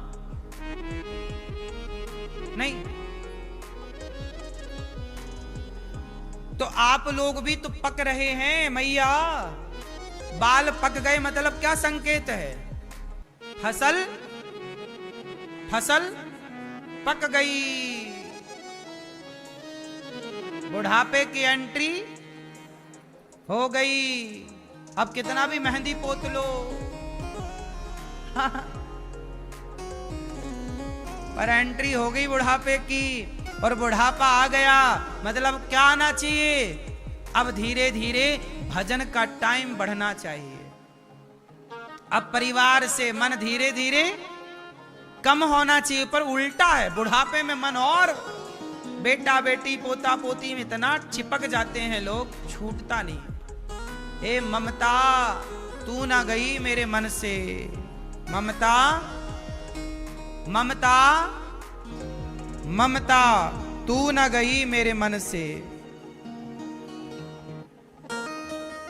ममता तू न गई मेरे मन से।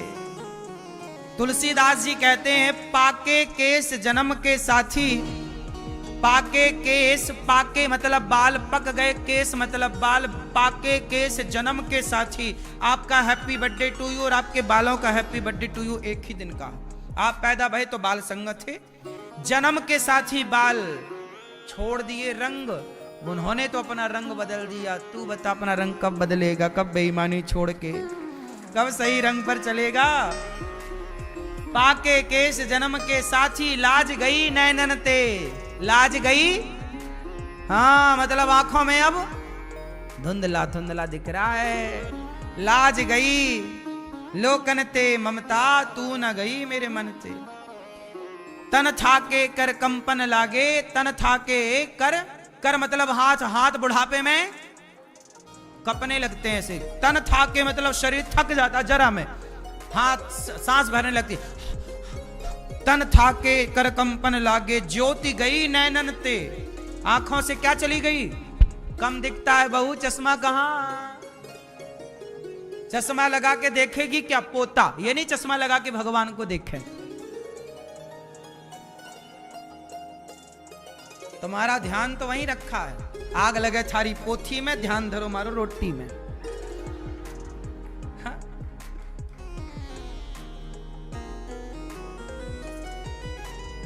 सरवन बचन न सुनत काहू के, बल गए सब इंद्रिन ते। सारी इंद्रियां शिथिल हो गईं, टूटे दसन बचन नहीं आवत, शोभा गई मुखन ते। अब तो सब टूट गया अभिमान, तुम्हारे मुख की शोभा भी झुर्र हो गई, फुर्र उड़ गई, शोभा उड़ गई, फुर्र आ गई, झुर्र झुर्रियां आ गई। मुख में क्या आ गई? झुर्रियां, और मुख की चमक फुर्र हो गई। टूटे दसन बचन नहीं आवत, अब बचन आता नहीं है मतलब सीधा बोला। बुढ़ापे में कहां आदमी बोल पाता ठीक से? शोभा गई मुखन ते ममता तू न गई मेरे, कफ बित बात कंठ पर बैठे, कफ बित, कफ पित्त बात, बात पित्त कफ यही ना है? बुढ़ापे में क्या ज्यादा होता है? कफ, खांसी ज्यादा है, मुंह से निकलता ही रहता है मल कफ का। कफ पित्त बात कंठ पर बैठे, सुतही बुलावत करते। इतना बैड मरना है पर पोता यहां आओ या प्यार करना तुम्हें। ये नहीं कि अब भजन में मन लगाएं, भगवान का चिंतन करें। अब तो गई बहुत थोड़ी बची, गई बहुत थोड़ी बची। नारायण अवचेत काल चिरैया, चुग रही निस दिन आयु खेत, अब तो बहुत गई, अब तो भगवान का चिंतन कर लो। बिगड़ी जन्म अनेक की, सुधरे अवही आज, हो ही राम को नाम जप तुलसी तज कु समाज। अब तो भजन कर लो भैया, अब तो भगवान की शरण में चलो। अब काहे पोता पोती जप रही हो, अब राम राम कृष्ण कृष्ण जपो। समर्पण भगवान, अब मरने का टाइम तुम्हारा, कम से कम मर तो जाओ ठिकाने से। भाई बंधु सब परम प्यारे, भाई बंधु सब परम प्यारे, और नारी निकारत घरते। एक सज्जन आए अभी 2-3 दिन पहले, बोले महाराज जी हमारी पत्नी ने निकाल दिया। पत्नी निकाल रही, भाग यहां से, फिर भी नहीं निकल रहा है। 100 जूते खाके आदमी घर में पड़ा है, ये नहीं कि निकले भगवान का भजन करे। इतना सच बताना, बुढ़ापे में परिवार में, बुढ़ापे में घर परिवार की ओर से अपमान होता है कि नहीं? हाँ या ना? होता है, तब भी तो तुम्हारा मन नहीं हट रहा है, भगवान में लग रहा है। 100 जूते खा के भी पड़े नहीं, हमें और मारो, हम तो यहीं रहेंगे। अब तो मन भगवान में लगाओ। बुढ़ापे में तुम्हें कोई भी कुछ बोल रहा है, पोता पोती बेटा बहू, ए बुढ़ा चुप रहे, ये सब, अरे क्यों अपना अपमान कराते हो? हम ये नहीं कहते कि छोड़ दो, हम ये नहीं कहते कि सब छोड़ दो। छोड़ के जाओगे कहां? रोटी तो चाहिए ना आपको। छोड़ने का मतलब ये है मन से रहो घर में, पर ध्यान मत दो किसी बात का, अपमान सम्मान को त्याग दो और केवल अब भगवान के नाम, भगवान के ध्यान, भगवान के चिंतन में रहो। बुढ़ापा है बस भगवान का चिंतन। श्रीमन्नारायण श्रीमन्नारायण।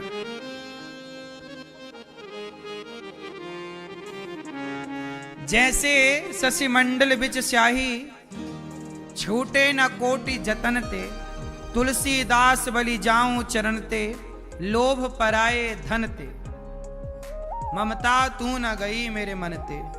हे ममता तू न गई।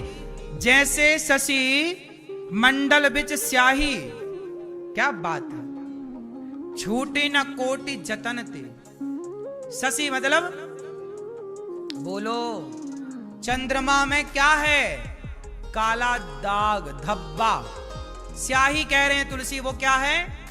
स्याही है। जैसे लाख प्रयास करने के बाद भी चंद्रमा का वो कालीमा दूर नहीं हो सकती, उसी तरह कितना भी कोई जतन करे, तुम्हारे हृदय से राम गायब नहीं होने चाहिए। जैसे चंद्रमा में वो कालिख लगी है सदा के लिए, ऐसे राम तुम्हारे हृदय में सदा के लिए आकर बैठ जाए, तब तुम्हारा कल्याण होगा। तुलसीदास बलि जाऊं चरण ते, भगवान के चरण वैसे ही बैठे मेरे हृदय में जैसे चंद्रमा में स्याही है, मतलब कालिख है, काला धब्बा। कभी नहीं जा सकता चंद्रमा का काला धब्बा, जा सकता है क्या? जा सकता है क्या? जैसे चंद्रमा का काला धब्बा कभी नहीं जा सकता, ऐसे रघुनंदन, ऐसे श्याम सुंदर, ऐसे श्रीमन नारायण मेरे हृदय में आपके चरण ऐसे बैठे, आप ऐसे बैठे कि कभी ना निकले, फिर कभी ना वो जाएं चरण, कभी ना जाएं। तुलसीदास बलि जाऊं चरण ते, लोभ पराए धन ते। जैसे लोभी को पराया धन प्रिय होता है, काम ही नारी पियारी जिमि, लोभ ही के प्रिय दाम, तिम रघुनाथ निरंतर प्रिय लागो मोहि राम। जैसे लोभी को धन प्रिय है, कामी को नारी प्रिय है, ऐसे हमें परमात्मा प्रिय हो जाएं। प्रभु आप हमें ऐसे ही प्रिय लगें, हे प्रभु आप हमें ऐसे ही प्रिय लगें। जैसे लोभी को धन प्रिय लगता है, जैसे कामी को स्त्री प्रिय लगती है, ऐसे भगवान हमें आप प्रिय लगने लग जाएं। ऐसी कृपा करो मैया, मन भगवान में लगायो करो।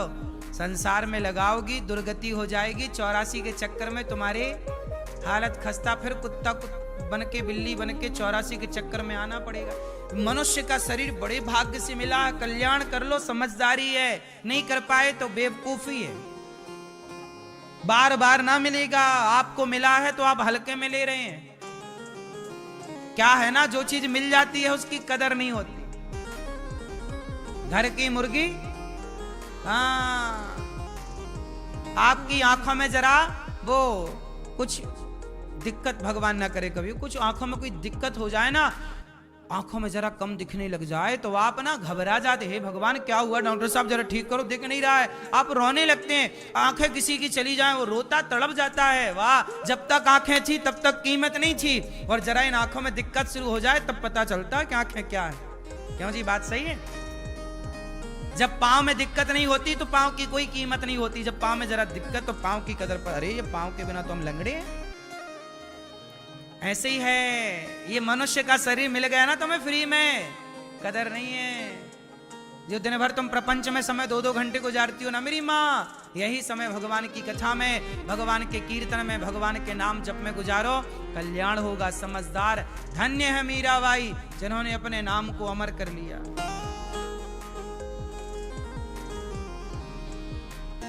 आप नुकसान में जा रहे हैं,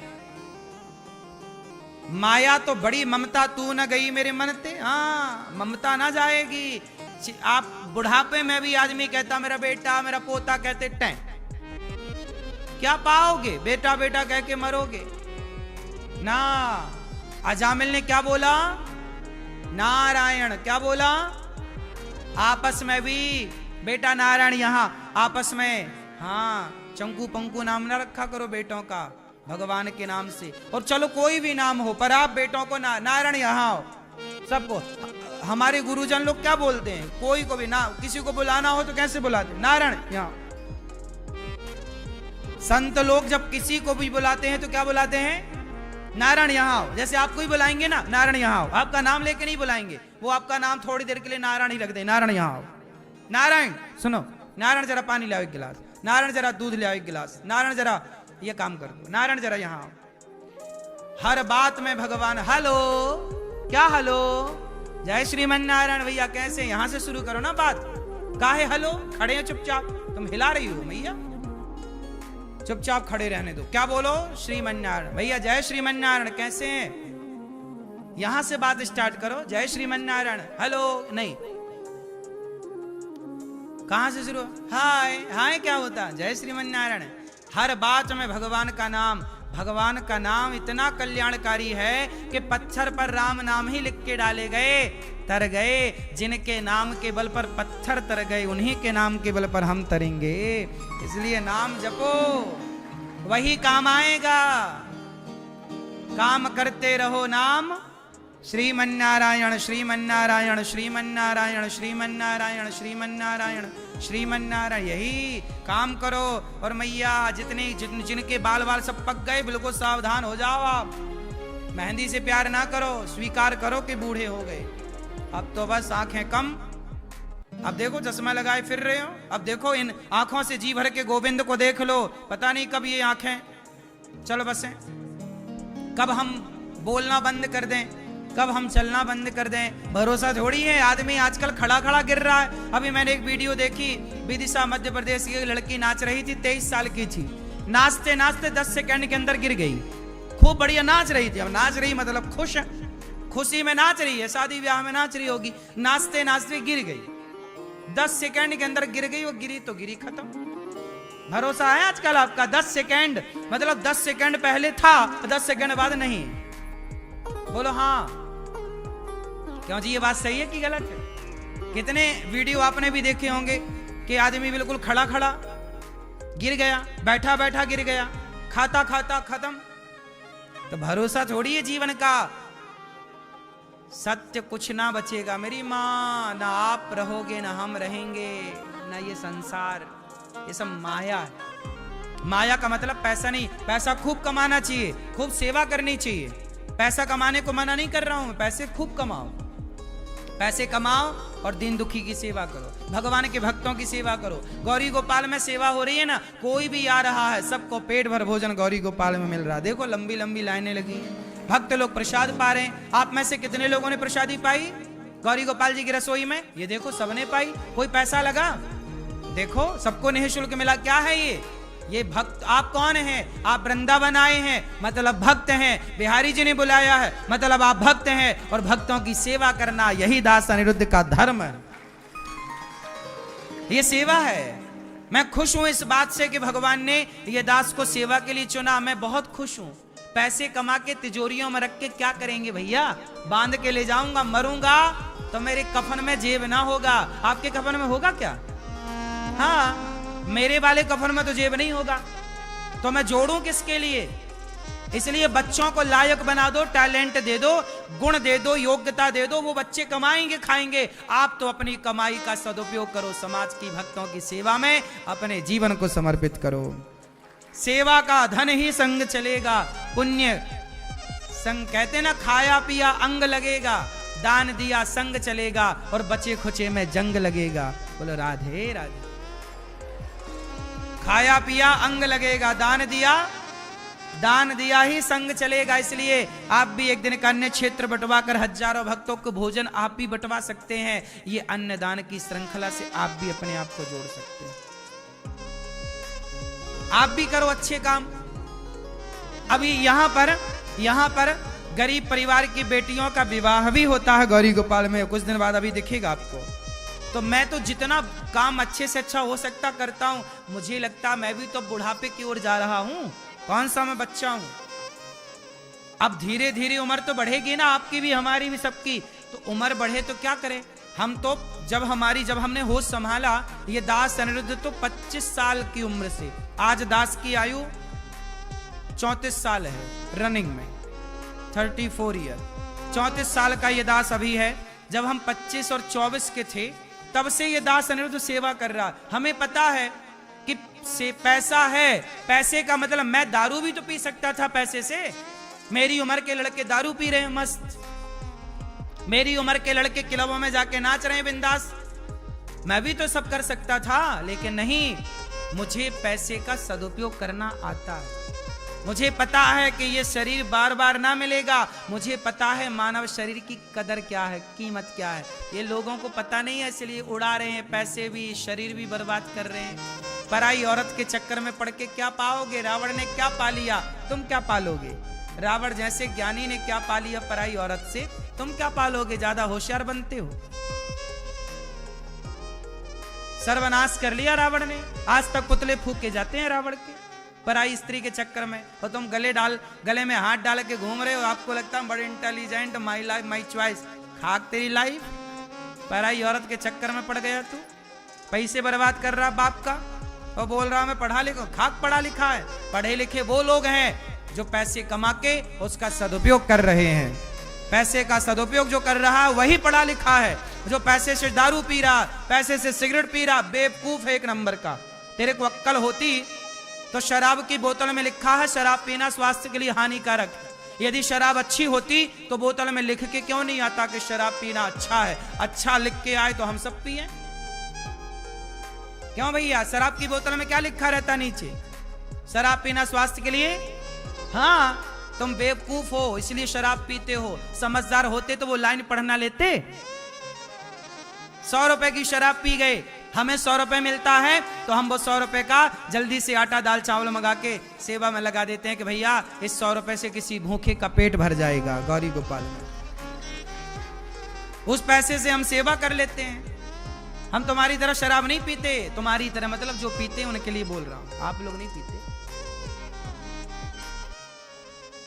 हम तो केवल एक बात बता रहे हैं कि पैसे कमाओ दोस्तों, पैसे आप भी कमाओ, आप भी कमाओ। ये दास अनिरुद्ध भी तो कमाता है पैसा, लेकिन हम पैसे का क्या करते हैं?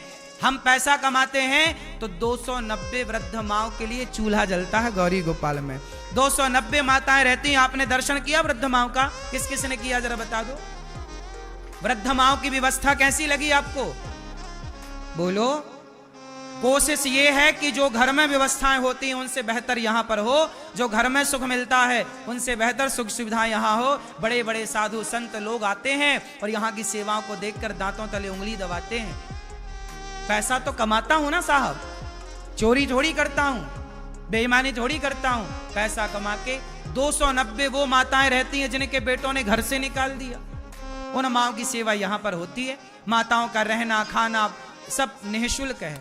हम पैसा कमाते हैं आप कमाते क्या है? मेरा कोई बिजनेस तो है नहीं, व्यापार तो है नहीं, मैं तो आप लोगों से भिक्षा मांगता हूं। और आप लोगों से मांग मांग कर आज गौरी गोपाल गुरुकुल में 150 बच्चे पढ़ रहे हैं, और 150 बच्चों के पढ़ने लिखना रहना खाना पीना सब निःशुल्क है। ये दास अनिरुद्ध जितनी बन पड़ रही है ना, मेरी उम्र के लड़के बाजार में क्या कर रहे हैं उन्हें देखो, और ये दास अनिरुद्ध को देखो। गौरी गोपाल आश्रम केवल वृद्धाश्रम नहीं है, गौरी गोपाल आश्रम मनुष्यता की पाठशाला है। आप इस आज के इस कलयुग में मनुष्यता क्या होती है, दया क्या होती है, सेवा क्या होती है, यदि ये एक साथ सब देखना है तो गौरी गोपाल आओ, देख लो यहाँ सब चीजें अपनी आंखों से, और दिखाओ अपनी औलाद को। जो तुम्हारे बच्चे शराब पी के पैसा बर्बाद कर रहे हैं, आज किसी के पास जरा पैसा आए उड़ने लग जाता है। 4 पैसा क्या है, चलता नहीं उड़ता, जी मैं धनवान हो गया, बड़ी गाड़ी खरीदता है। गाड़ी से क्या होगा? लोग 4 लोग अच्छा कहेंगे तो मैं इससे क्या होगा? अच्छा करते रहो बस, कोई हमें किसी को नहीं दिखाना, भगवान देख रहे हैं बस।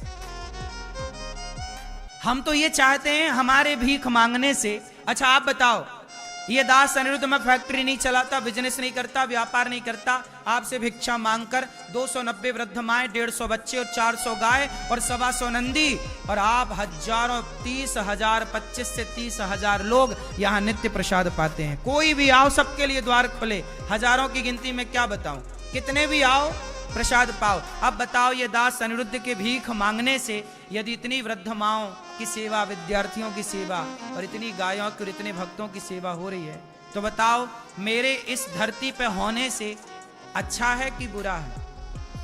मैं धरती का बोझ तो नहीं हूं। हाँ, मुझे डर लगता है, भगवान पूछेंगे कि अनिरुद्धाचार्य भेजा था क्या किया। मैं कह सकता हूं प्रभु, मैं धरती का बोझ बनकर नहीं रहा, बल्कि आपके भक्तों की सेवा की है जो बन पड़ी है।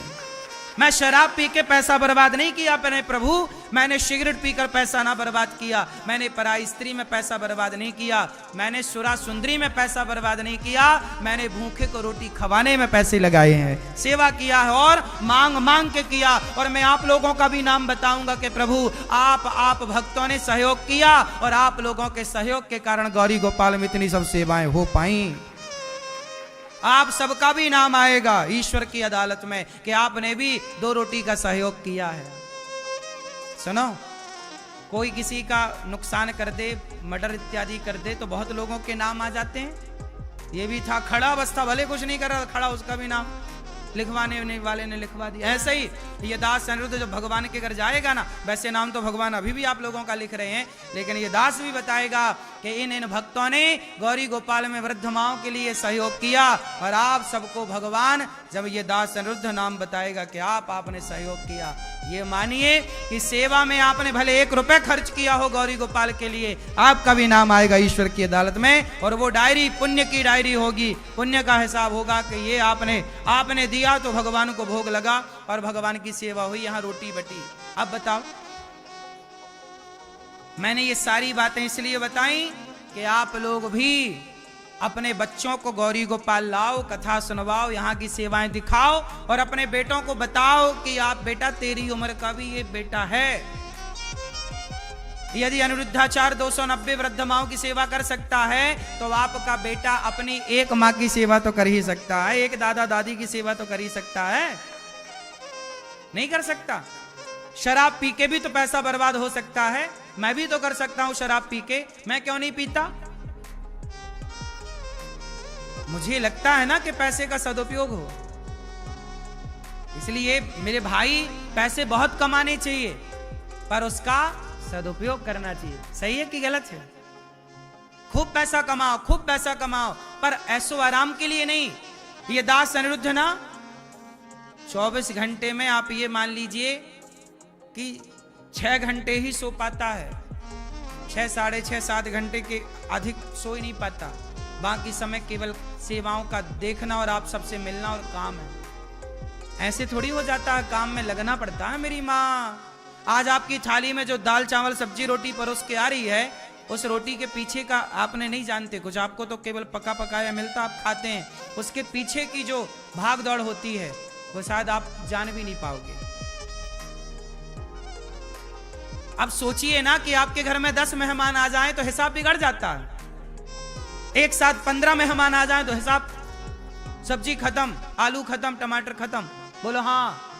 लेकिन गौरी गोपाल में आपने ध्यान दिया होगा, फ्रंट में देखा होगा, गौरी गोपाल में दरवाजा नहीं है। ध्यान दिया आपने? आए सामने से दरवाजा दिखा?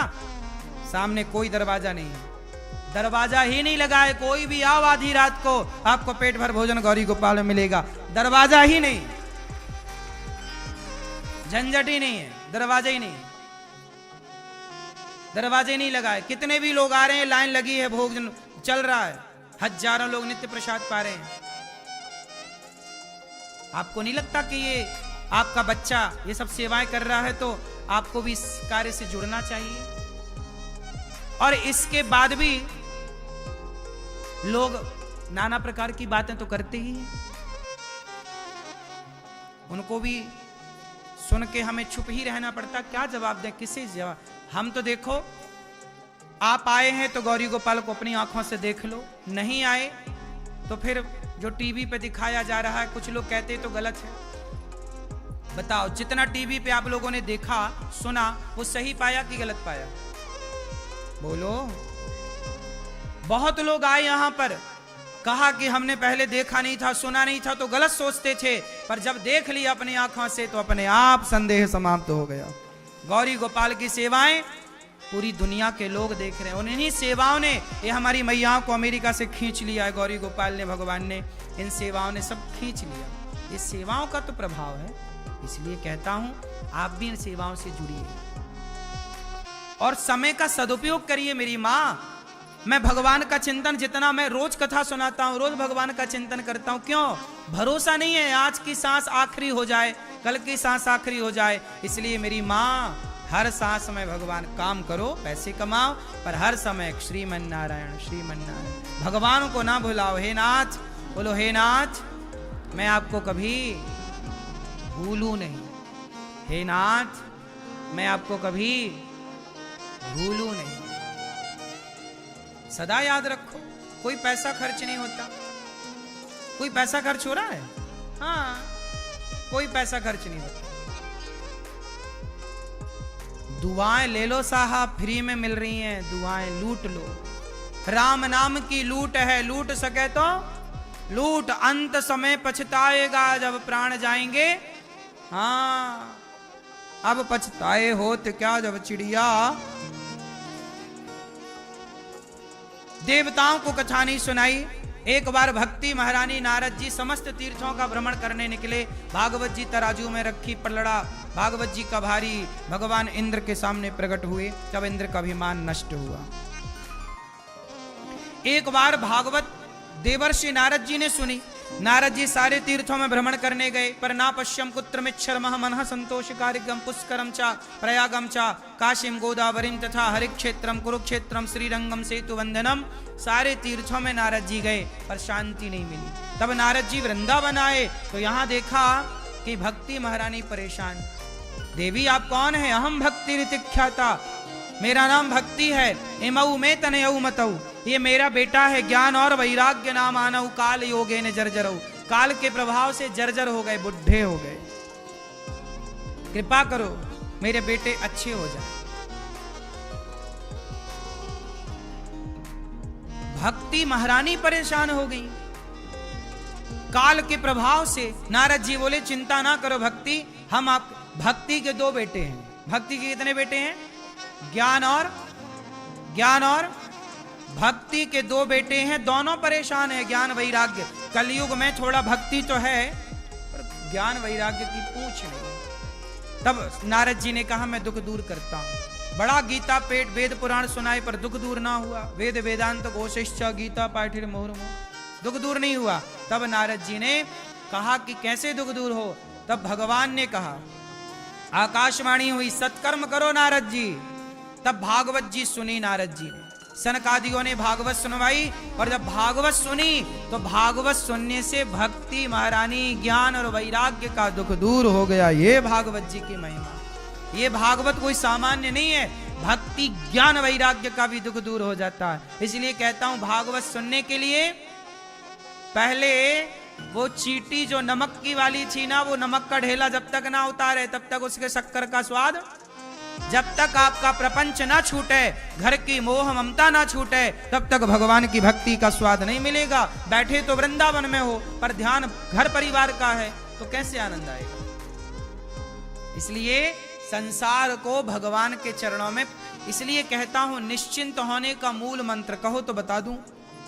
परिवार की जिम्मेदारियों से मुक्त होना चाहते हो तो सब कुछ भगवान को सौंप दो। बेटा बेटी परिवार व्यापार, हे प्रभु ये दास अनिरुद्ध लक्ष्मी नारायण भगवान है ना, रोज शाम होते ही गौरी गोपाल का पूरा हिसाब किताब लक्ष्मी नारायण भगवान को चेक कराया जाता। प्रभु ये रहा आज आपका हिसाब किताब, कितने भक्तों ने सेवा की, कितनों ने रोटी बंटवाई, कितनों ने क्या किया, क्या हुआ, पूरा हिसाब किताब भगवान को दिया जाता। प्रभु आप जानो, आपका काम जाना, हम निश्चिंत रहते, हम थोड़ी कर पाएंगे इतना काम। बोलो मेरी माँ, लक्ष्मी नारायण भगवान करें वो जाने उनका, हाँ भगवान करें, सब करा रहे हैं। सोचिए कि भगवान श्रीमन नारायण ने गौरी गोपाल को ही क्यों चुना, क्योंकि आप सब आते हो गौरी गोपाल, तो माँ लक्ष्मी बोली कि आप यहाँ आते हो तो मैं यहीं बैठूंगी और यहीं बैठ करके आप सबकी झोलियां भरती रहूंगी, आप सबको देती रहूंगी, आप सबका निरंतर कार्य चलता रहेगा, कभी लक्ष्मी की आप पर कमी नहीं होगी। इसलिए माँ भगवती लक्ष्मी माँ का दर्शन करने जरूर आइए गौरी गोपाल। वृंदावन आए हो तो वृंदावन आए हो तो गौरी गोपाल अवश्य आना, क्योंकि यहाँ भगवान का दर्शन तो होगा, भगवान के साथ साथ यहाँ लक्ष्मी नारायण भगवान का दर्शन होगा, यहाँ की सेवाओं का दर्शन होगा।